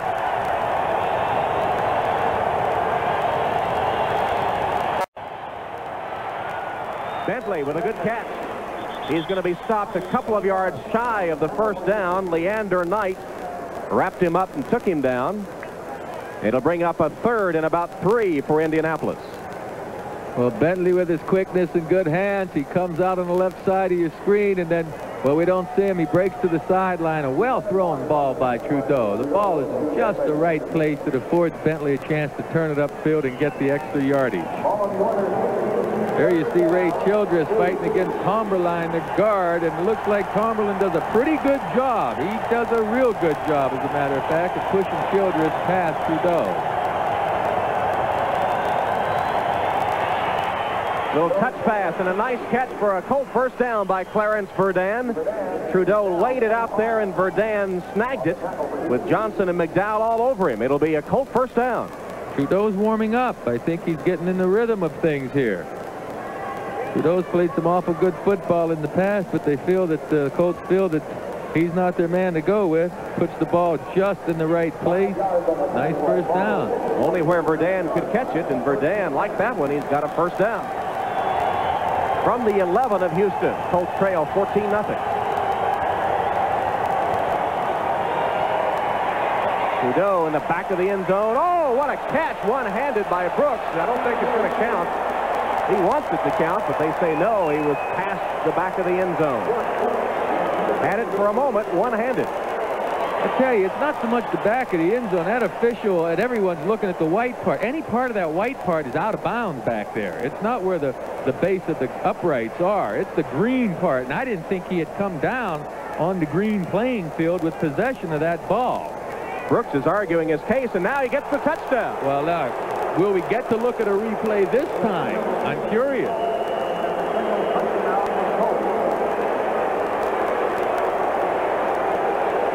Surely we're going to get another look. You folks at home take a look. We have it right here. Does he have possession on the green part of the field with both feet coming down inbound? I can't tell from that replay. It doesn't look like he has control of that ball. Doesn't look like he has both feet inbound. Control, and his 1 foot may be on the back of the end zone. It is tough to tell. Remember, it has to be conclusive to be overturned. Yeah, well, that foot right there is on the white part. Bill Swanson is the replay official today. There were a couple of plays in the first half we thought should have been reviewed, but were not. But this one is being examined by Swanson in the replay booth. Remember, he also has to have control of that ball to make it possession. We'll take another look at it. And there you go. I don't know. It's a very difficult call to make. I didn't think he had both feet down. Play stands is called. Incompletion. Second down. Well, he said the play stands is called incomplete. They called it a touchdown. So it is reversed and ruled an incomplete pass. Well, it was initially ruled incomplete, then a touchdown. Now the replay official says no good. And I think we agree after seeing the replay. Well, you know, if they go with the first call of incomplete, then they come back and say touchdown. But if they're going with the first call, they could say the replay was inconclusive, so it's incomplete. Meantime, who made the second call of touchdown? We did see touchdown signal, didn't we? After a conference of officials. Yes. Sure. It's 2nd and 10 Colts from the 11-yard line. Colts put a motion man, and the Oilers jump offside. Hester went in motion. Did anyone else move for Indianapolis? That'll be the crucial part of this call.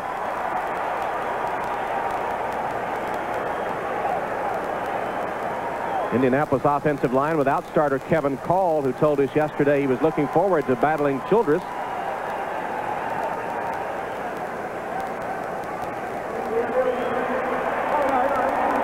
On the offense, number 68, 5-yard penalty, still second down.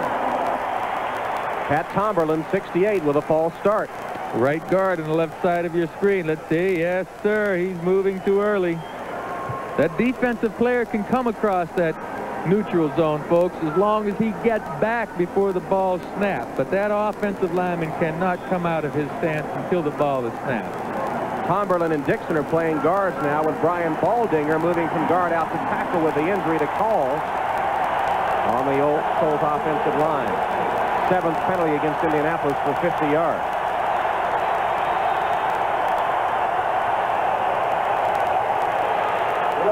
Behind Verdun and incomplete. Verdun thought he was pushed by Patrick Allen. He pleads his case. Well, he was bumped. He was bumped. The ball was in the air. Verdun wasn't looking for the ball yet, but there's no doubt on the left side of your screen, maybe you can see Verdun get bumped before the ball gets there. Not a catchable ball, though, was it? Well, I don't know. You know, if a guy doesn't get bumped, these guys are pretty remarkable athletes. They can do some leaping and diving and make a play. There's no doubt Verdun did get bumped before that ball got there. 3rd and 15 for Indianapolis from the 16-yard line at Houston. Bentley's in motion. Almost intercepted. It'll go incomplete and a flag down. Bubba McDowell made a pass at it and almost intercepted it. Bentley was the intended receiver, and then Knight came in and perhaps interfered. Let's see what the call is. It was a tipped pass that may nullify the flag. There is no foul on the play. The head bit prior to contact. 4th down. You're exactly right, Tom. Bubba McDowell, number 25, came across the middle to get his hands on the ball before contact was made. McDowell will come from the left side of your screen, get his hands on the ball, but I'll tell you, that contact is made, to me, that's defensive interference before Bubba McDowell hits the pass. I think that should have been defensive interference. But it'll be a Biasucci field goal attempt. A 33-yarder out of the hold by Stark. And the kick is good.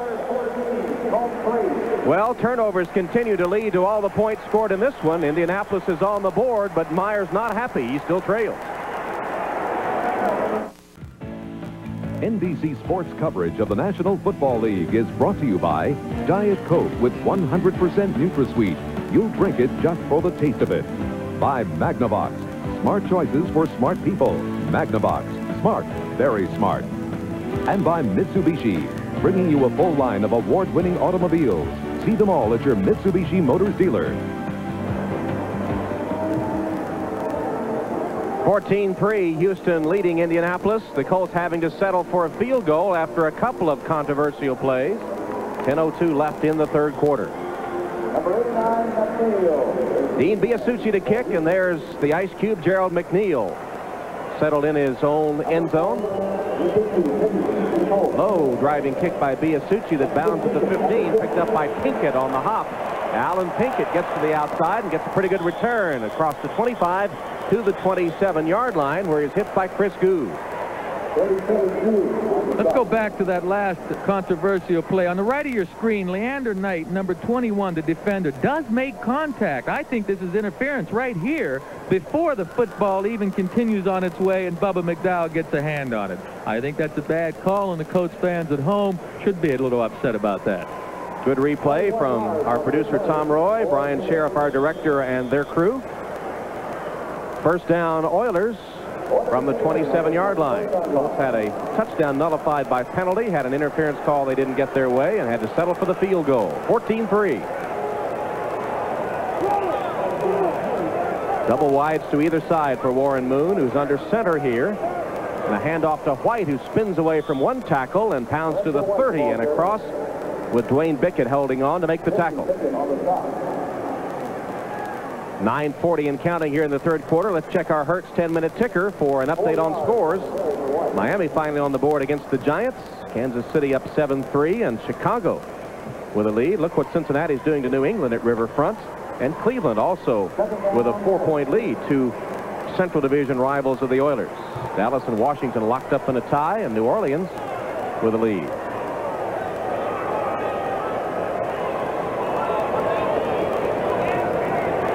Moon's pass complete to Jeffries, out of bounds for a first down, and that'll be a milestone for Warren Moon, the quarterback of the Houston Oilers. Warren Moon has just passed George Blanda as the Houston Oilers' all-time leading passer.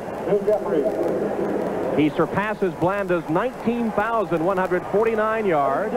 He has 152, 19,152, to become Houston's all-time leading passer. And the game is going to be stopped. Warren Moon will be presented with the game ball. And Joe, as we talked to him yesterday, he said he wasn't really aware of the milestone until he was informed by Chip Damius of the PR department, but he said that it did mean something to him. When he was playing in the Canadian Football League with Edmonton, he used to watch the NFL on Sundays on TV and say, you know, I can play there if I can just get the chance. He got the chance, and this proves that he truly does belong in the NFL. George Blanda, one of the all-time greats in professional football, quarterbacked the Oilers from 60 to 66. Over 19,000 yards passing, eclipsed today by Warren Moon. Certainly, Moon, one of the best quarterbacks in the National Football League, and also one of the finest citizens, Joe. Oh, he's an ace. He's a fine man, and he's an excellent quarterback. And he gets his rhythm with this run and shoot. They're going to be awful hard to contend with. Stands in, does Moon, and has the ball dropped off the pads of Duncan. And that is what has plagued the Houston receivers all season. Grant made the hit on Duncan. I don't know, it's catching perhaps with the receivers. Duncan wants to limp a little bit coming back to the huddle. But he should have had it right off his shoulder pad. And Duncan, I believe he's the only receiver that didn't drop any balls against Pittsburgh. He's had fairly good hands so far, but he lets this ball get onto his pads, I believe. And whenever you do that, it's going to bounce. Look at that. The ball hits him right below the neck into his shoulder pad area and bounces off him. You've got to reach your hands out. Get your hands on the ball. Ernest Givens told us yesterday that in that game a week ago against the Steelers, it got so bad he wanted to come out of the game. He just didn't want to be a quitter and stayed in there. There's a complete pass to Hill. He's to the 45-yard line. An Oiler first down. John Baylor on the tackle. Moon comes right back to his slot man Hill for another first down. Well, the Colts try to get pressure on Moon. They brought a pretty good rush that time, but Givens gets to the inside, or excuse me, Hill gets to the inside of Daniels right here, and a man with that kind of speed getting to the inside without any help underneath makes the quarterback awful happy, and I know Warren will like that one. 17 yards and a first down for Houston. They're showing signs now of getting in sync. They say they've worked all week long on their timing. Jack Pardee said they'd had a very good week of practice. Again, past the outstretched hands of Dwayne Bickett into the paws of Drew Hill for another first down. Eugene Daniel made the tackle on Hill, who was shaken up in the first half, but's come back to make a couple of nice grabs. On the left side of the screen, Freddie Young almost gets his hand up here on the ball. He's just a step slower, else Moon is mighty strong with this throw, puts the ball where he needs to. And right now it looks like they're able to pick this Colts defense apart. The Colts need to get somebody in there. They need to get Bickett off the ball and come around that corner and jar the ball loose from Moon. They need pass rush. Hill's made 7 catches for 78 yards. Leonard Harris is in there in his place right now.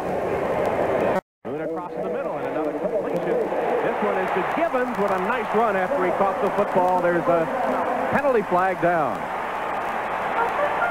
Keith Taylor wrestled Givens down. He's known for running after catching the football and showed you why there.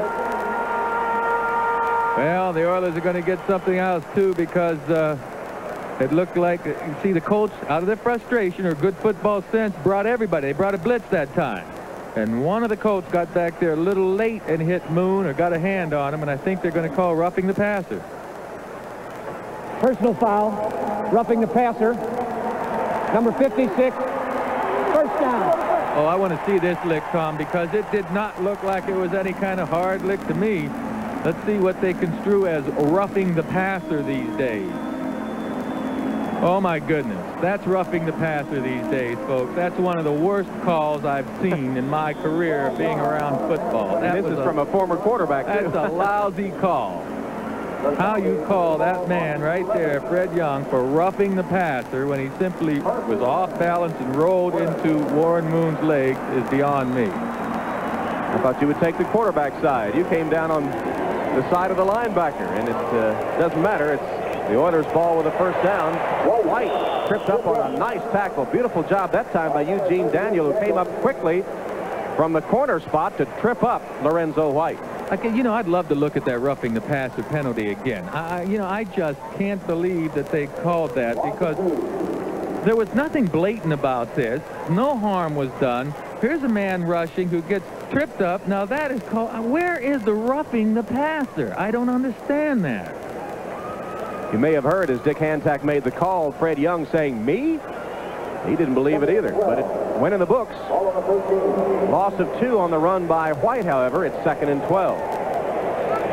Ball at the 13 of the Colts. Moon's pass intercepted and dropped. Baylor had the interception and couldn't hold on. Drew Hill was the intended receiver. That was a pass that Moon shouldn't have tossed. Oh, you're right. Baylor was in excellent position on the left side of the screen. Moon's trying to force the ball into his receiver, and Baylor is underneath the receiver and makes a nice break on the ball. And once again, he allows the ball to hit his shoulder pads, go through his hands, get on his body, and bounce away. You youngsters at home that are watching football these days, please use your hands when you're trying to catch a football. Don't let it hit you in the chest. 14-3 Oilers. This is 3rd and 12.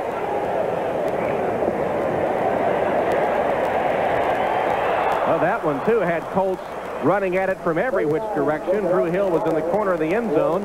Mike Pryor, number 39, had a chance to pick it off. Couldn't quite get there. Another ill-advised throw by Moon. Yes, and it should have been intercepted. You have 3 defenders there. Moon is a little underthrown, too. If the ball's out in front, if it's a perfectly thrown pass, they have touchdown, but the ball's not quite out in front. White shirts all around Hill that time. Means that on 4th down, Zendejas will attempt a field goal. He missed from 36 yards, 37 yards in the first half. This one will be 31 yards.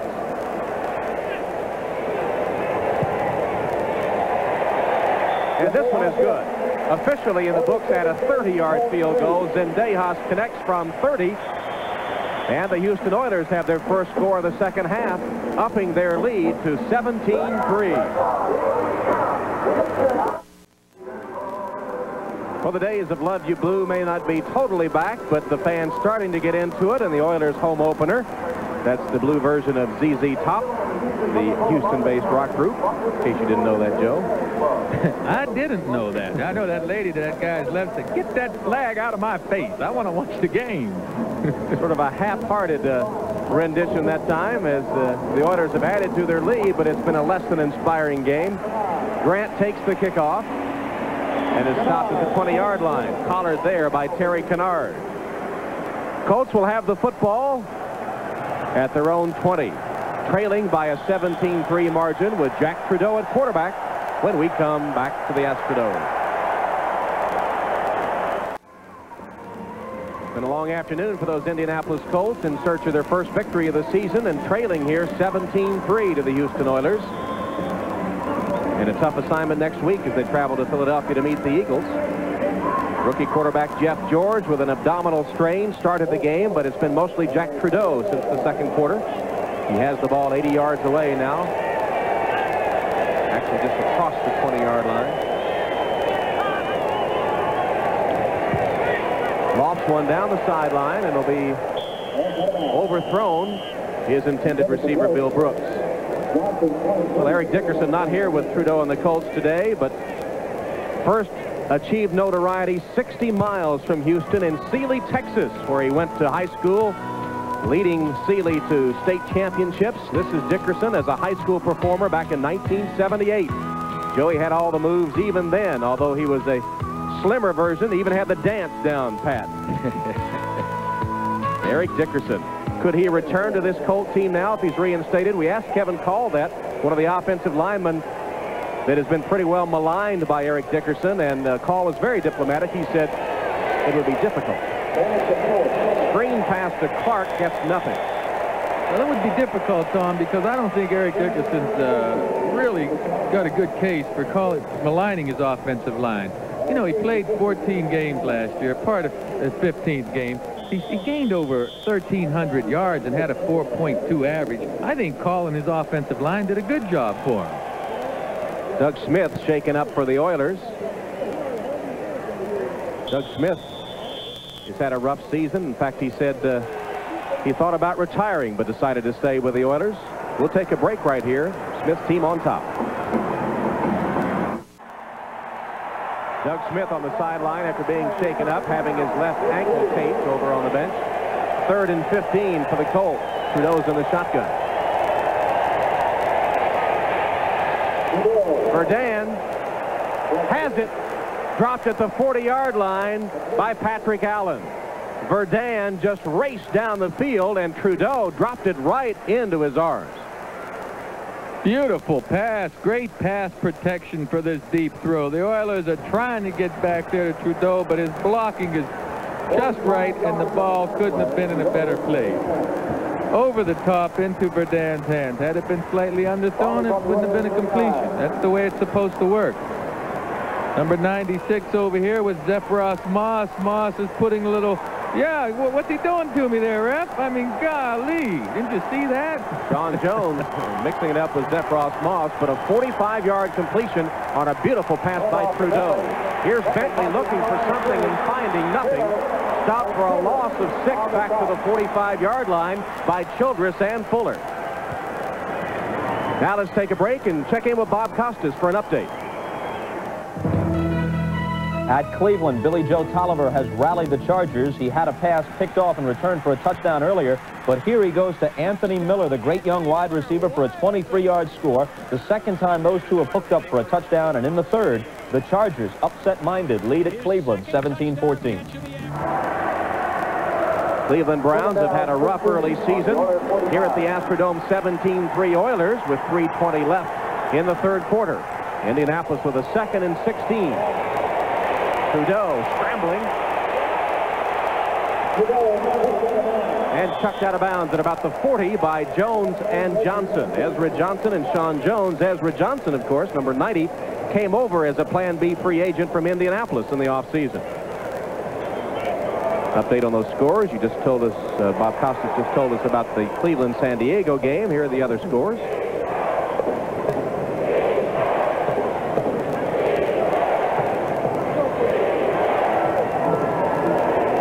The Astrodome, 17-3 the count in favor of Houston, with the Colts at the 40-yard line of the Oilers and a 3rd and 11.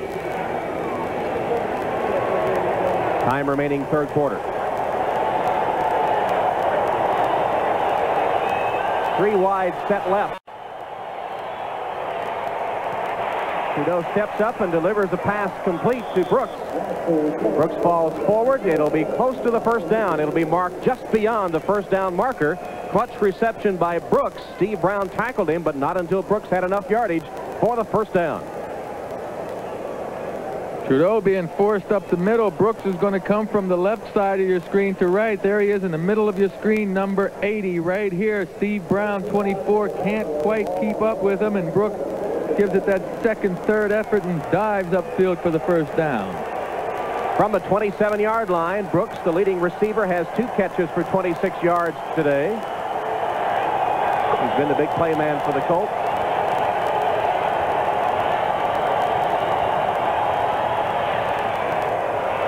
Short completion again to Brooks.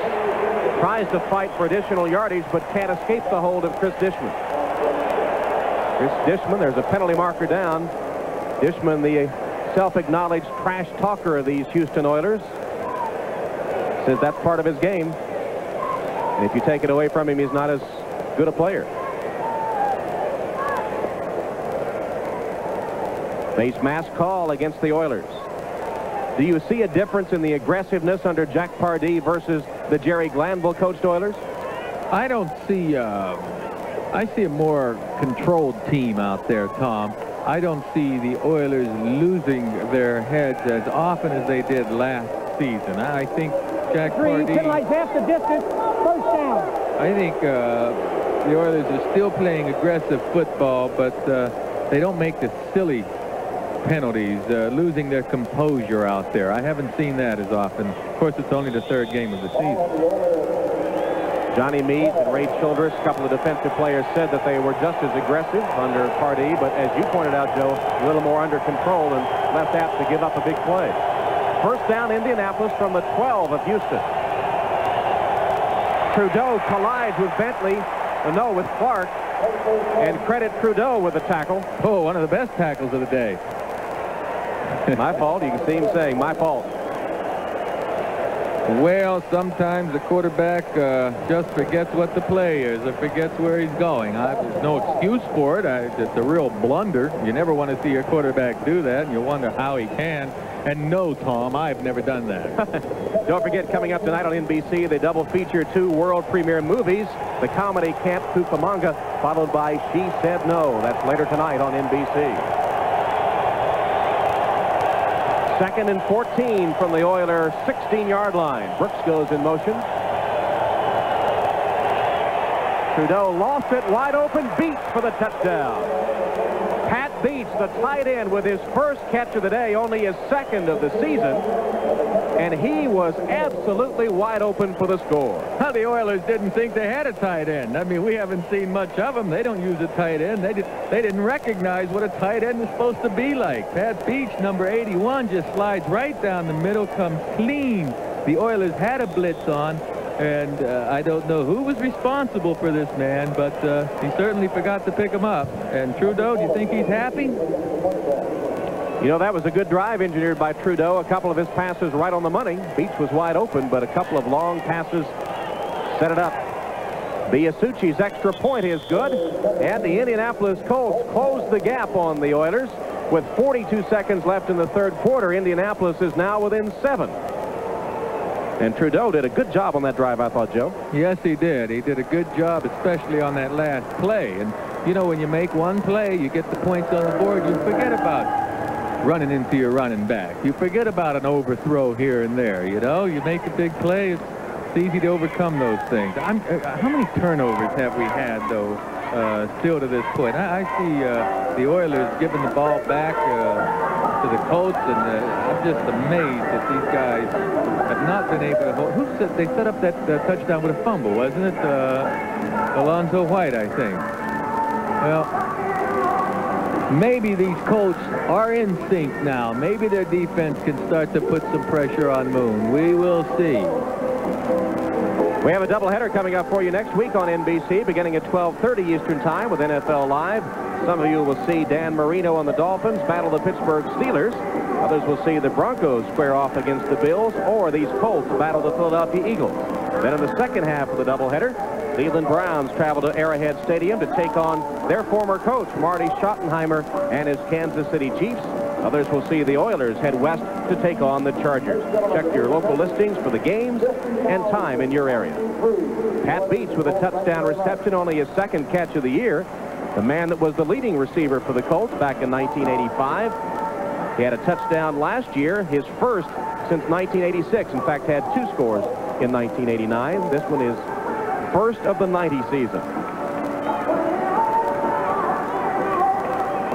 Clarence Verdun, meanwhile, has a sprained toe and may not return for the Colts. That is their chief deep threat, along with Brooks. And so Verdun's absence could be a big factor for the final quarter of this game. Gerald McNeil awaiting the kick from Biasucci. And Joe, the drive engineered by Trudeau brings up a point you made earlier. Are the Colts better with Trudeau at quarterback versus Jeff George? Well, I think their offense has a better chance out on the field to adjust to the defenses ahead of the snap by audibilizing to the proper play whenever they see the defense stacked. Or Trudeau definitely can read these coverages at this stage a little better than Jeff George. Pinkett takes the bouncing kickoff and makes a good return as he breaks to the outside and is stopped at the 34-yard line. Nice return by Alan Pinkett. Anthony Johnson made a saving tackle for Indianapolis. Pinkett, Notre Dame's all-time leading rusher, played a lot more under Jerry Glanville than he is for Jack Pardee, as Lorenzo White is the only running back in that run and shoot. He has gained the starting job this year, replacing Mike Rozier and Alan Pinkett. And, of course, Alonzo Highsmith was another fine running back that has since been traded to the Dallas Cowboys. And Coach Pardee, he really feels that these guys, the Oilers, in this run and shoot are going to average, by the time the season ends, a 5-yard rushing average, which I think is really setting your sights high. In fact, Lorenzo White told us yesterday, Joe, that in this offense, the pass sets up the run. As they begin to complete passes, the run will get better. Jeffries had one hand on it, but couldn't hold on. He had double coverage, but still was behind the defense down the sideline. He'd gotten behind Daniel and Taylor. Yeah, I'm a little surprised that Moon chose to go that way. It is a beautiful pass, and Jeffries does get his one hand on it. Certainly a little better throw. He might have had the long completion. Jeffries just can't extend himself far enough. 24 seconds left in the third quarter.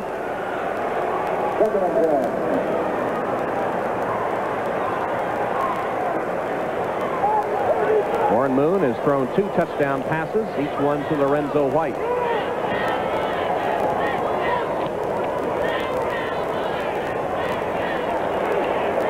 Across the middle, the catch made by Gibbons. And Ernest Gibbons is out of bounds in Colt territory to the 45-yard line. Eugene Daniel couldn't cover Gibbons.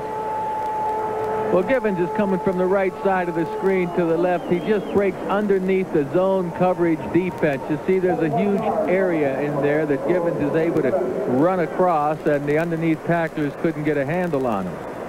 21-yard gain. The main thing about that play, Tom, is the time that Warren Moon had to pass. When the Colts only rush 3 guys and drop back, Moon can throw to anyone he wants. The Colts need to get pressure on Moon. That'll be the end of the third quarter as Ernest Givens has passed 4,000 yards receiving with that last catch. And the Oilers are on top. Back after a word from your local station. Ready to start the fourth quarter at the Astrodome with the Oilers leading the Colts by 7.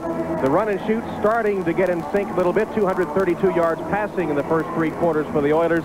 Ernest Givens told us yesterday there's a lot of reading for the receivers. He said he makes 7 reads on every play. How does that work?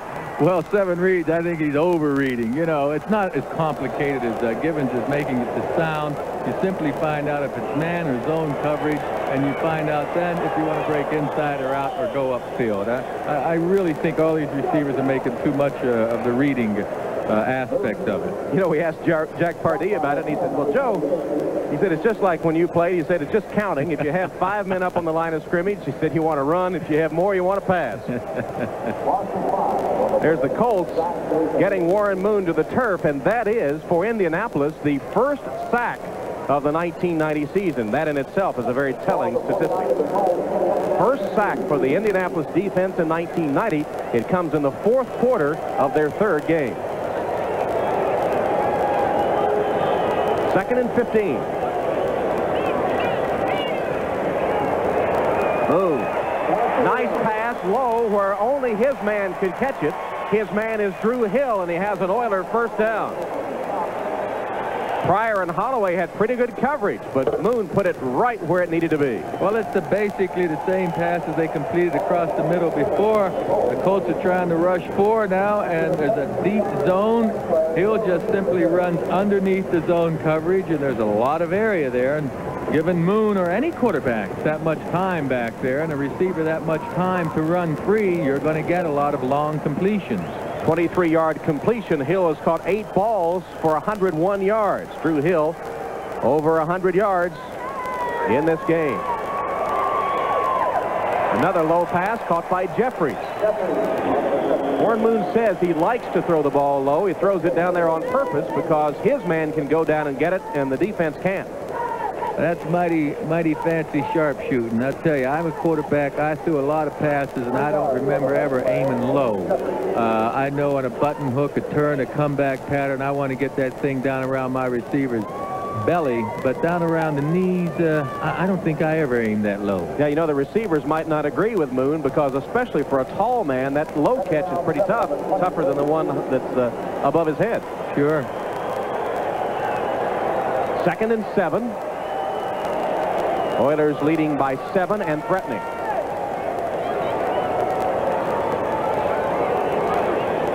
Draw play. White makes a good inside cut. Again, gets inside the 10 and lost the football. The Colts will have it. Colts recover at their own 5-yard line. Well, that's only the 8th turnover of the game. Yeah, pretty quiet game. These guys have been holding on to the ball all right, but the 8th turnover. Huge hole for this little draw play. He has the ball in pretty good position. He's got a handle on it anyway, but he's not got it wrapped up. He's really concerned with running the ball, folks. Another turnover, and the Oilers miss out on a chance to score. Lorenzo White, number 44, being comforted by Mike Rozier, number 30, after White has fumbled for the 2nd time in the game. Joe, would you go with Rozier, the former starter until this 1990 season?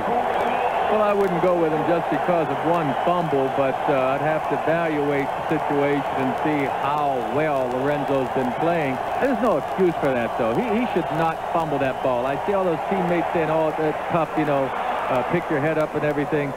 Heck with that. He made a bad mistake there. They should be angry with him.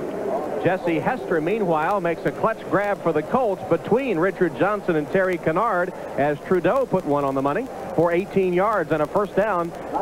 Indianapolis getting out of the shadow of their own goal. Beautiful pass by Trudeau. Good protection. He sticks it right in between the defenders where Hester can get to it. Hester getting a chance to play here. He's been doing pretty well. Coach is pretty high on Hester.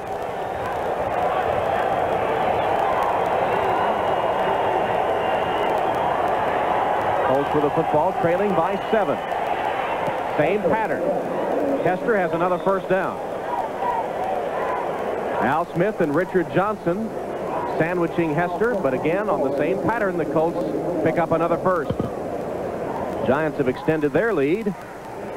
Kansas City playing well on the road.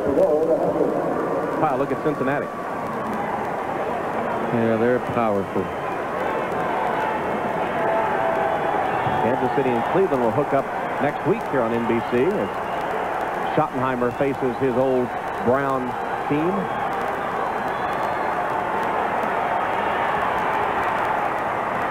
Trudeau with another completion. Short pattern to Beach, the tight end, covered by Eric Fair.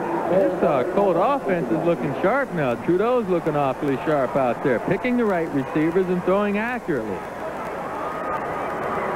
I guess the Colts figure, hey, you keep giving us these opportunities, we're going to come back and win this game. A mistake-filled game by both teams, and the outcome's still in doubt as Trudeau has had a pretty good day in relief of Jeff George.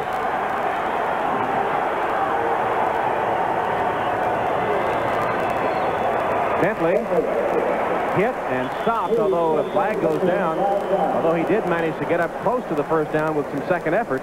Smith and Meads hit him in the backfield, but a penalty against Indianapolis will set them back.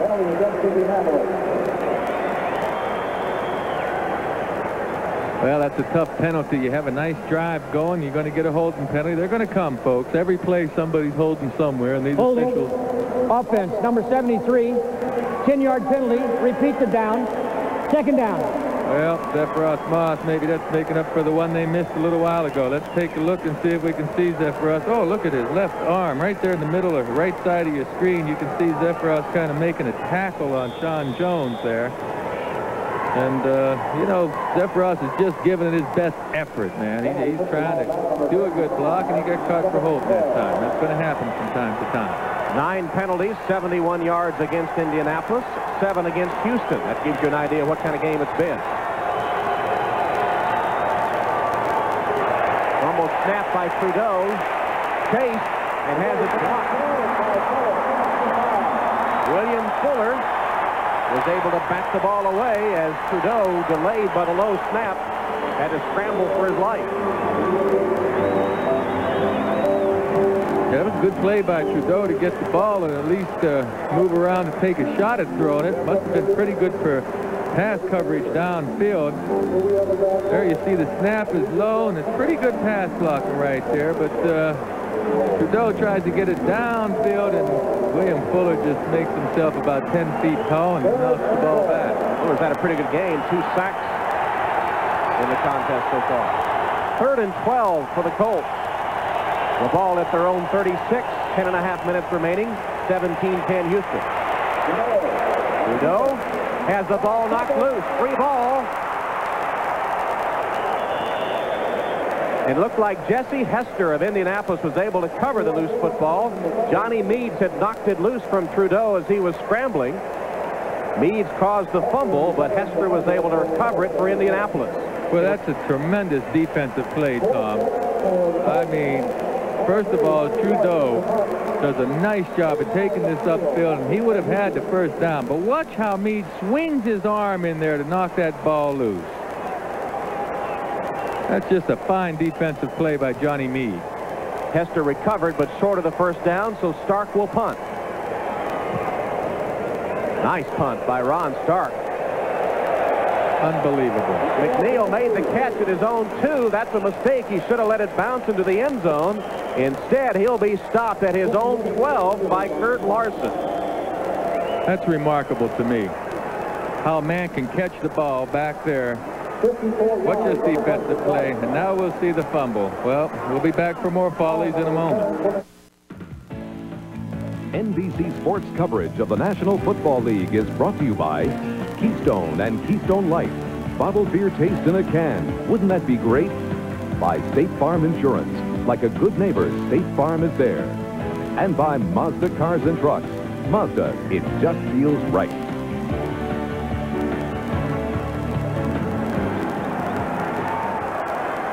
Lorenzo White on the bench. He's fumbled twice. He's replaced now in the backfield by Alan Pinkett for the Houston Oilers. Pinkett standing next to Warren Moon. Pressure on Moon. Throws it away. Curtis Duncan closest to the ball, but Moon just threw it away as he was being pressured by Keith Taylor on a safety blitz. Moon's got his work cut out for him. They're a long way from the goal line. These Colts are starting to come now with more pressure, and they're in very dangerous area backed up here.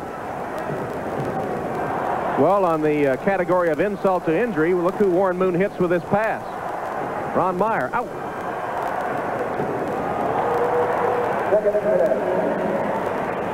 Meyer's hands are better than that, I think. 2nd and 10. Draw play, Pinkett. Gets a couple of yards. Sam Clancy puts that 290-pound frame on Alan Pinkett, who has replaced Lorenzo White at running back. That was his first carry of the season.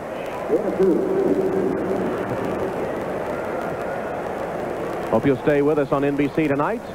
2 world premiere movies, the comedy Camp Cucamonga, followed by the critically acclaimed She Said No. That's tonight on NBC. 3rd down, the Oilers have converted 3 of 6. Time remaining in the game. Houston by 7. Blitz. Moon finds the hot receiver Duncan for a first down. Cornell Holloway put the pressure on Warren Moon. He knew he had single coverage and found Curtis Duncan for the first down. Oh, this was terrific. On the left side, you see number 25, Holloway, put pressure on Moon, and Duncan just makes a good catch of a good throw and gets both feet down inbound for the first down. But I tell you, this throw was made under some extreme pressure right there. And a throw and duck, and it got to the target. And there was an example of the reading involved as both Moon and Duncan, his receiver, read the blitz. Duncan broke it off short, but long enough for the first down, and Moon was with him all the way.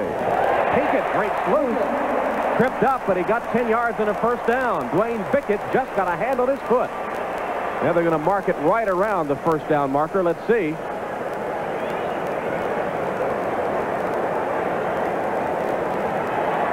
Pinkett burst through that hole, showed some quickness, some explosiveness.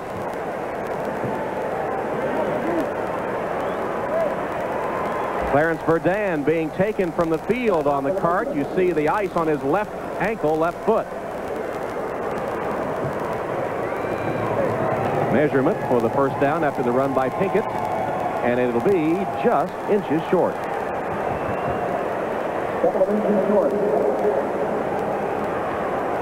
Second and very short. Used to be a waist down, but let's watch this replay here. Oh, a nice block on Freddie Young there by Munchak, and a huge hole there. Bickett makes a fine tackle, because anytime a running back can get squared up one-on-one with the safety, the running back's got the edge.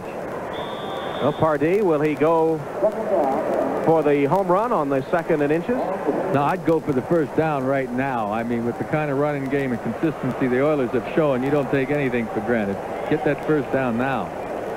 Moon is under center, double wides to either side. Pinkett, the only running back, gets the handoff in the same play. He bursts free once again. It is beyond midfield into Colt territory with another Houston first down. Pryor and Taylor, the safeties, had to make the tackle on Pinkett, who burst free for 19 yards. Pinkett got through that hole quickly, and then he wanted to wrap the football up. I guess he might have been thinking, look at it, nice block by Munchak on Freddie Young, and oh my, watch, he'll get both hands on that football here and knows he's going to get contact. You see how Pinkett wrapped it up? Smart ball carrier. Pinkett getting the chance to play after Lorenzo White fumbled twice, and Pardee has a running back in there now that's making the ground attack go at the moment in this run and shoot, which for the most part has been shoot, can't run. Again, Pinkett lost his balance, but managed to keep the feet going and dive forward for a gain of 5. Kurt Larson covered him. John Hand was there too, but Pinkett showing us the ability to keep his balance. Minnesota has tied Chicago in the 4th quarter as the Bengals continue to air it out. Washington with a lead on Dallas and New Orleans by 14. Pinkett has come in the game replacing White and has 4 carries, 34 yards. There he is, the only setback behind Warren Moon. Givens in motion gives him 3 wides to the left. Moon looks that way and has a man wide open. The pass complete to Jeffries, and he has another Oiler first down. He's close to the 30. I'll tell you, Munchak has been doing some job out there in the running game and passing game. 63, folks, on the left side of your screen. And check Maggs out also, 78. They opened up some good holes for those runs, but you see Munchak's man is still around the line of scrimmage. Excellent blocking by the all-pro guard. Munchak with the pass blocking there, and been to the Pro Bowl 5 times, including last year, the All-American out of Penn State in his 9th year. First down, Oilers from the 31 at the 5.5-minute mark.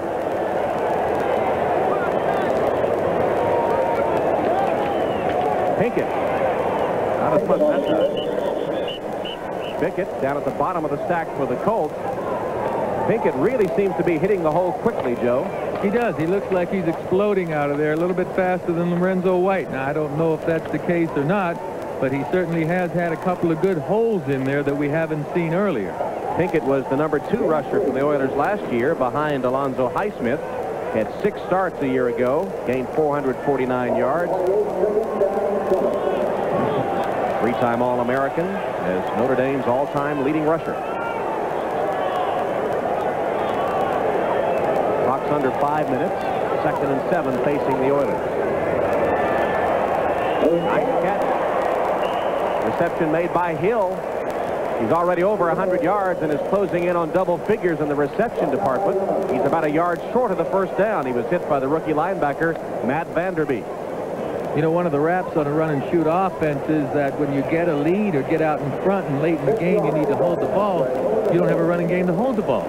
But after talking with Coach Pardee yesterday, who insists that this offense is going to average 5 yards per carry on the ground when all things are said and done at the end of the season, well, I think that's a pretty good running game. Well, if it does hold true, that's the case. And, of course, Barry Sanders at Detroit, one of the top runners in the NFL out of the run-and-shoot offense. Moon found a man who split defenders through Hill. Hill, I think, has 10 catches now for the day. And Moon drilled it between Bickett and Young to get 1st and goal for the Oilers. On the right side of the screen, you'll see Moon throw this ball right in the hole there where Hill kind of settles down between 3 white jerseys. Well, there are 2 of them. The 3rd one's waiting. Now, this is the part of the field with the one-back offense. It's tough to get the yardage. That one back right now, Pinkett, doesn't have a big lead back in front of him. So this is where the run and shoot comes under suspect right here. Can you get in the end zone from this close? From the 6, it's 1st and goal. Colts jump offside. Moon tosses for the end zone, and he's got a touchdown. Givens made the catch. And there's the net. Let's check the penalty marker. It appeared the Colts were offside. Were they drawn off?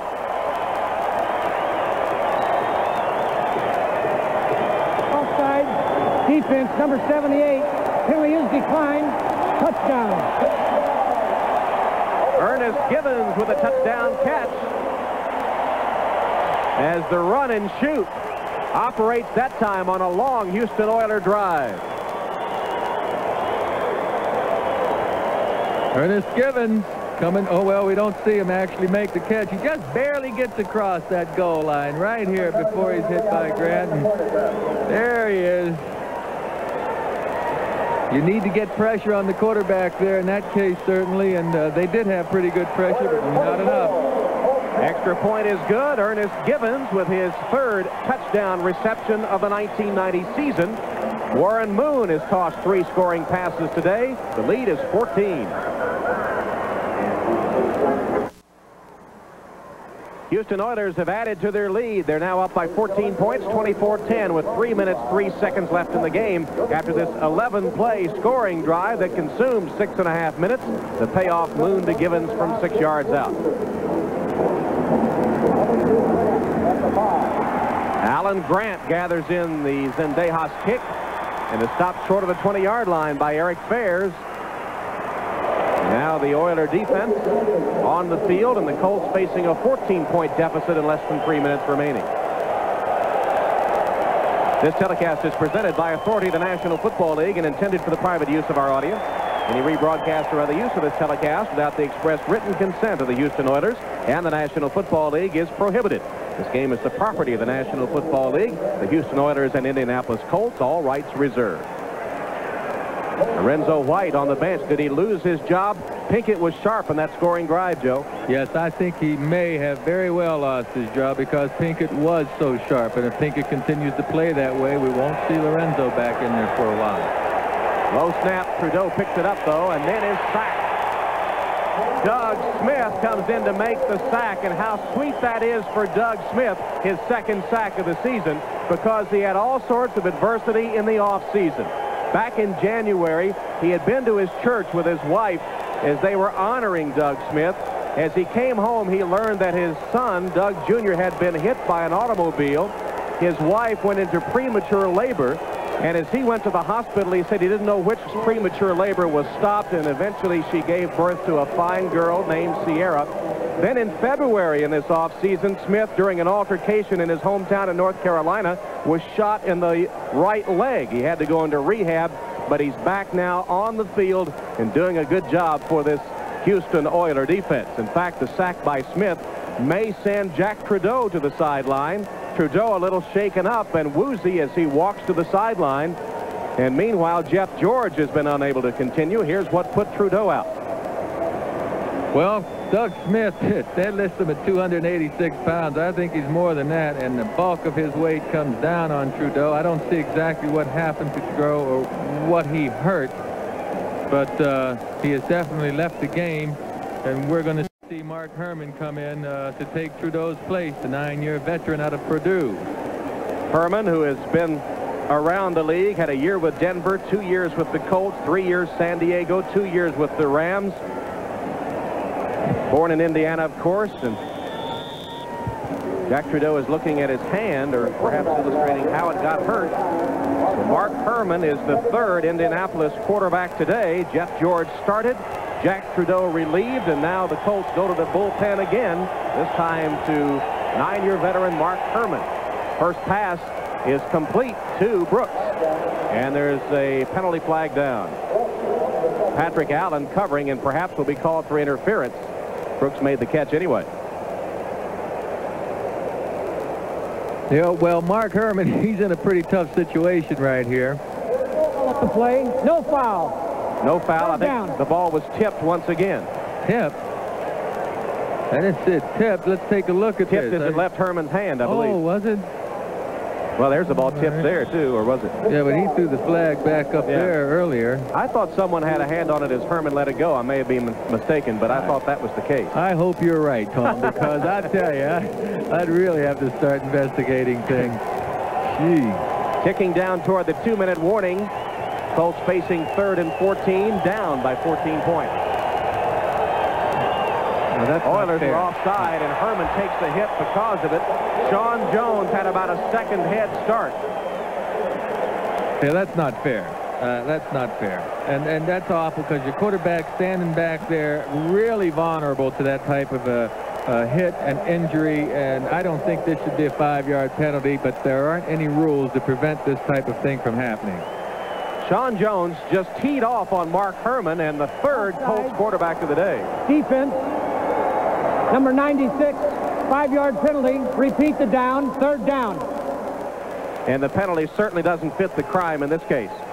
No, Jones just gets started a little early. He's anxious to get back there and get a sack. It seems everyone knows that it's going to be a passing game, but I'll tell you what's embarrassing right there is the way Ken Clark tried to block Sean Smith. I think they ought to take Clark aside and talk to him about protecting his quarterback or his teammates, whomever it might be, a little bit better than that. That was a lousy effort on Clark's part. He just punched his ticket as he went by. So Jeff George, who started the game and left with an abdominal strain, aggravating it, the thing that had bothered him all week, will be called on to come back in. It's the I don't believe it. I do not believe it. What is wrong with Trudeau's hand? It's his left hand right now. If George can come back in this situation and start throwing passes, I'm going to be amazed. I think right now they took him out of the game because he's hurt, and further activity is going to hurt him further. Right now they've got him warming up on the sideline, and if you put him back in the game, you better run your running attack, or why take him out in the first place?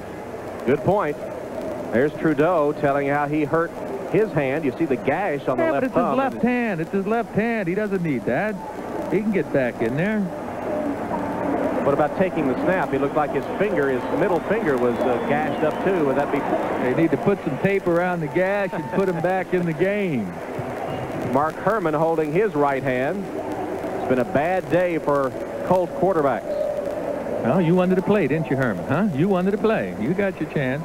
Now you know what it's like again. Now, I just think I feel bad about the Ken Clark and the effort that he had in blocking Sean Smith that time. I mean, if Clark stays in front of him and just looks the lick in, well, Herman's not going to be injured, and who knows how bad this injury is. Jeff George, the 2 minutes left, 24-10 Oilers. Jack Trudeau, second quarterback used by the Colts on the bench, apparently has injured his left hand. Mark Herman, the third quarterback, has injured his arm or hand, it appeared, as he came off the field. And so Jeff George, who started the game, is back on for the Colts, and he's playing with an abdominal strain. George hit 4 of 10 for 37 yards with an interception before leaving the game in the second quarter.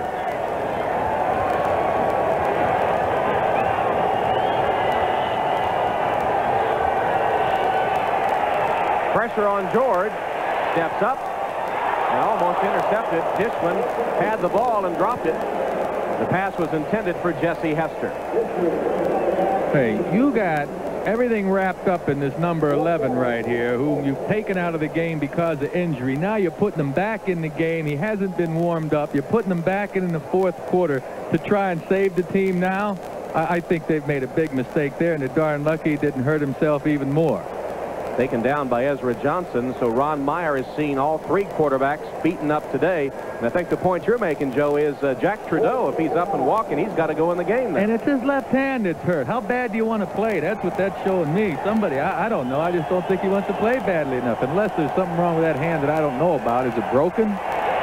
George on fourth down. Throws it complete, but it'll be short of the first down as Hester grabbed it, then tried to run again. There's a penalty down. You know, he scrambled, perhaps enough for the first down. Not for the first down, but he may have gotten a face mask penalty that's going to possibly give the ball to Indianapolis. Looks like it is a face mask call against Richard Johnson, who was wrapping him up. He and Chris Dishman were there. Let's see what it is. I think the ball came loose, too, to complicate matters. This has been one of those games that takes a lot of sorting out. There was a fumble by Hester and then a scramble for the ball, and perhaps the face mask came into play there. Game marred by penalties and turnovers and missed opportunities, and 3 injured Colt quarterbacks. There's Jack Pardee hoping to hang on in this one for his first win with the Oilers. Joe, we're told meanwhile that Jack Trudeau has an injured collarbone. No, Herman has the collarbone injury. Mark Herman injured his collarbone.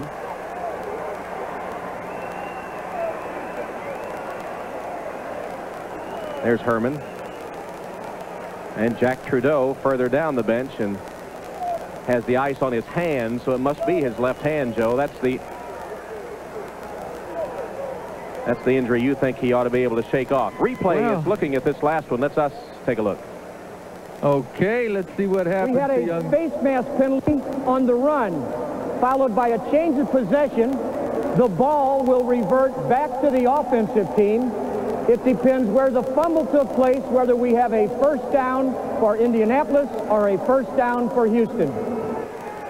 Nice narration job by Dick Hantak as you kind of look at the replay. But they still have not been able to spot the football.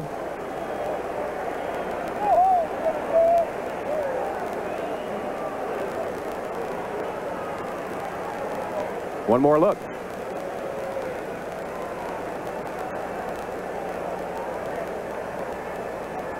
See if we can help him with this spot, Joe. Well, we see where the ball comes loose. Now we see where the face mask penalty occurs. Now, are they going to tack on additional yardage to this play? If they tack on any additional yardage at all, it's going to be enough for the first down. And they normally do tack on additional yardage when there's a foul. We had a face mask during the original run with a fumble at the 24, recovered by the defense.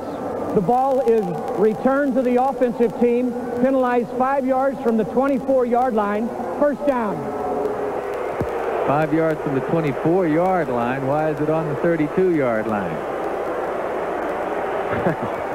Good point. I don't have an answer for you. I don't know. It's Mark Herman apparently is going to go back in the game, Joe. Well, I still see George out on the field. I'm still really concerned with George's last injury. I don't know. He doesn't look like he's doing a very good job right there. He's up. Oh, he's grabbing himself. I don't think he ought to be in there. Well, here's Mark Herman, the man we're talking about. He's leaving the field. That's the collarbone injury, so it will be George back in there. Mark Herman is being taken from the field after suffering that collarbone injury. We'll get it straight. There he is.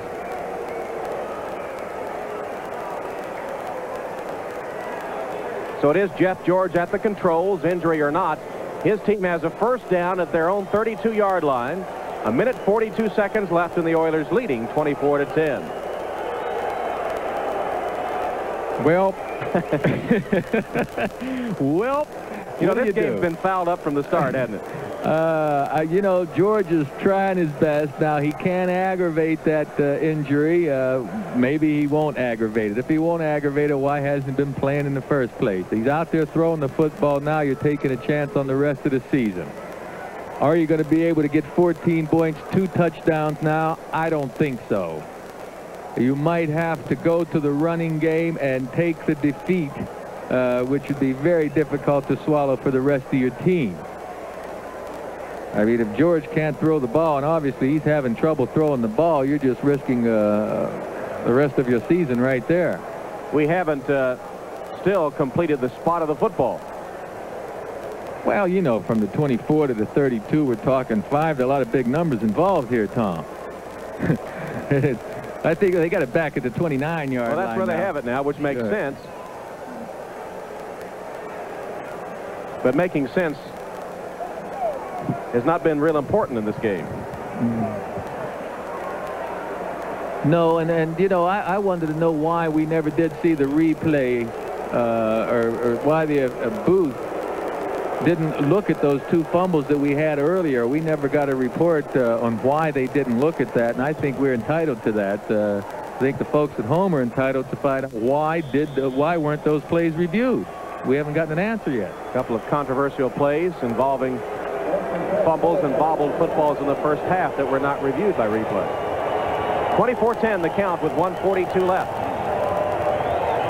They do go to the running game without success, as Bentley is wrapped up by William Fuller.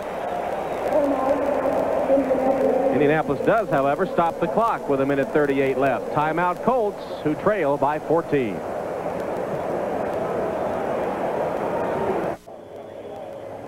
From the Astrodome, Tom Hammond and Joe Namath with Houston leading 24-10, 1:38 left, and surprise, Joe, that the Colts called timeout to stop the clock after going to the running play the previous down. Well, they, you know, never say die. They figure they still have a chance here. Bentley's liable to break a long run. George is liable to throw a long strike here without hurting himself. So, never say die.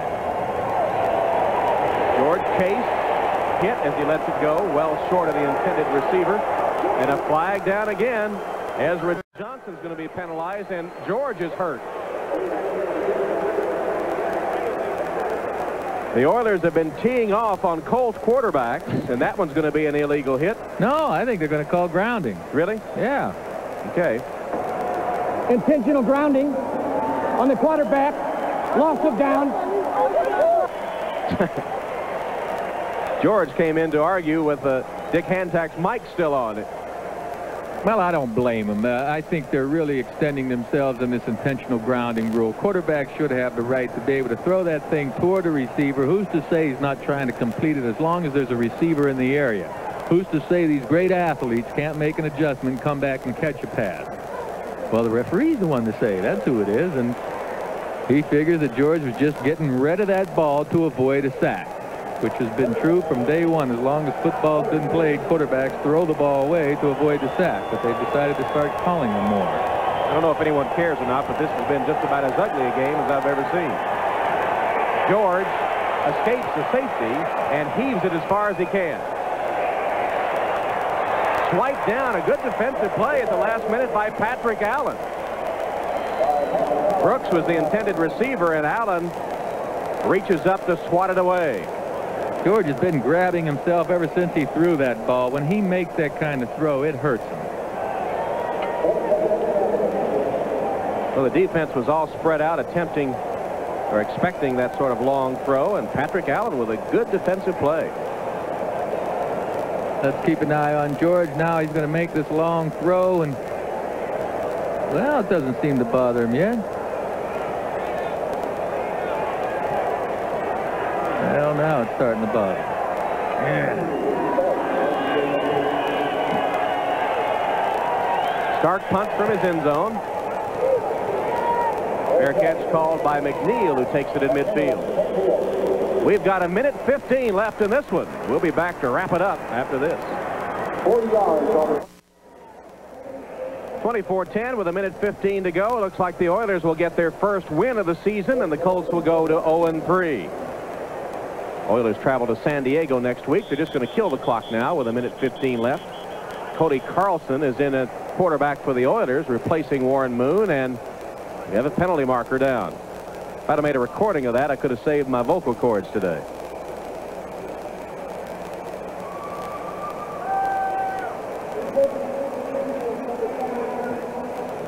Prior to the snap, 5-yard penalty, still first down. Encroachment by Harvey Armstrong. Doesn't matter because the Oilers just want to kill the clock anyway. As we said, Cody Carlson has replaced Warren Moon at quarterback with the intention of just killing the clock. Pardee will get win number 1 for the Houston Oilers. Ron Meyer will go to 0-3. And he's seen his quarterbacks battered and bruised today. All 3 of them. Warren Moon has thrown 3 touchdown passes, 2 to Lorenzo White, and 1 to Ernest Gibbons. The run and shoot looked better today. Yes, it did look better today, and Warren Moon's got to feel pretty good about his effort. The Colts, I don't know what to say about the Colts. They had some good defensive play sporadically throughout the game, some good offensive play. They just couldn't put it all together. There were open receivers that George missed earlier, and they made some big plays, but they're just playing football that you don't win with in the NFL. Oilers get the win after Warren Moon passed for over 300 yards. He hit 29 of 39, 308 yards, 1 interception, and 3 touchdowns. Jack Pardee has his first win as the clock mercifully ticks us down to the end of this one.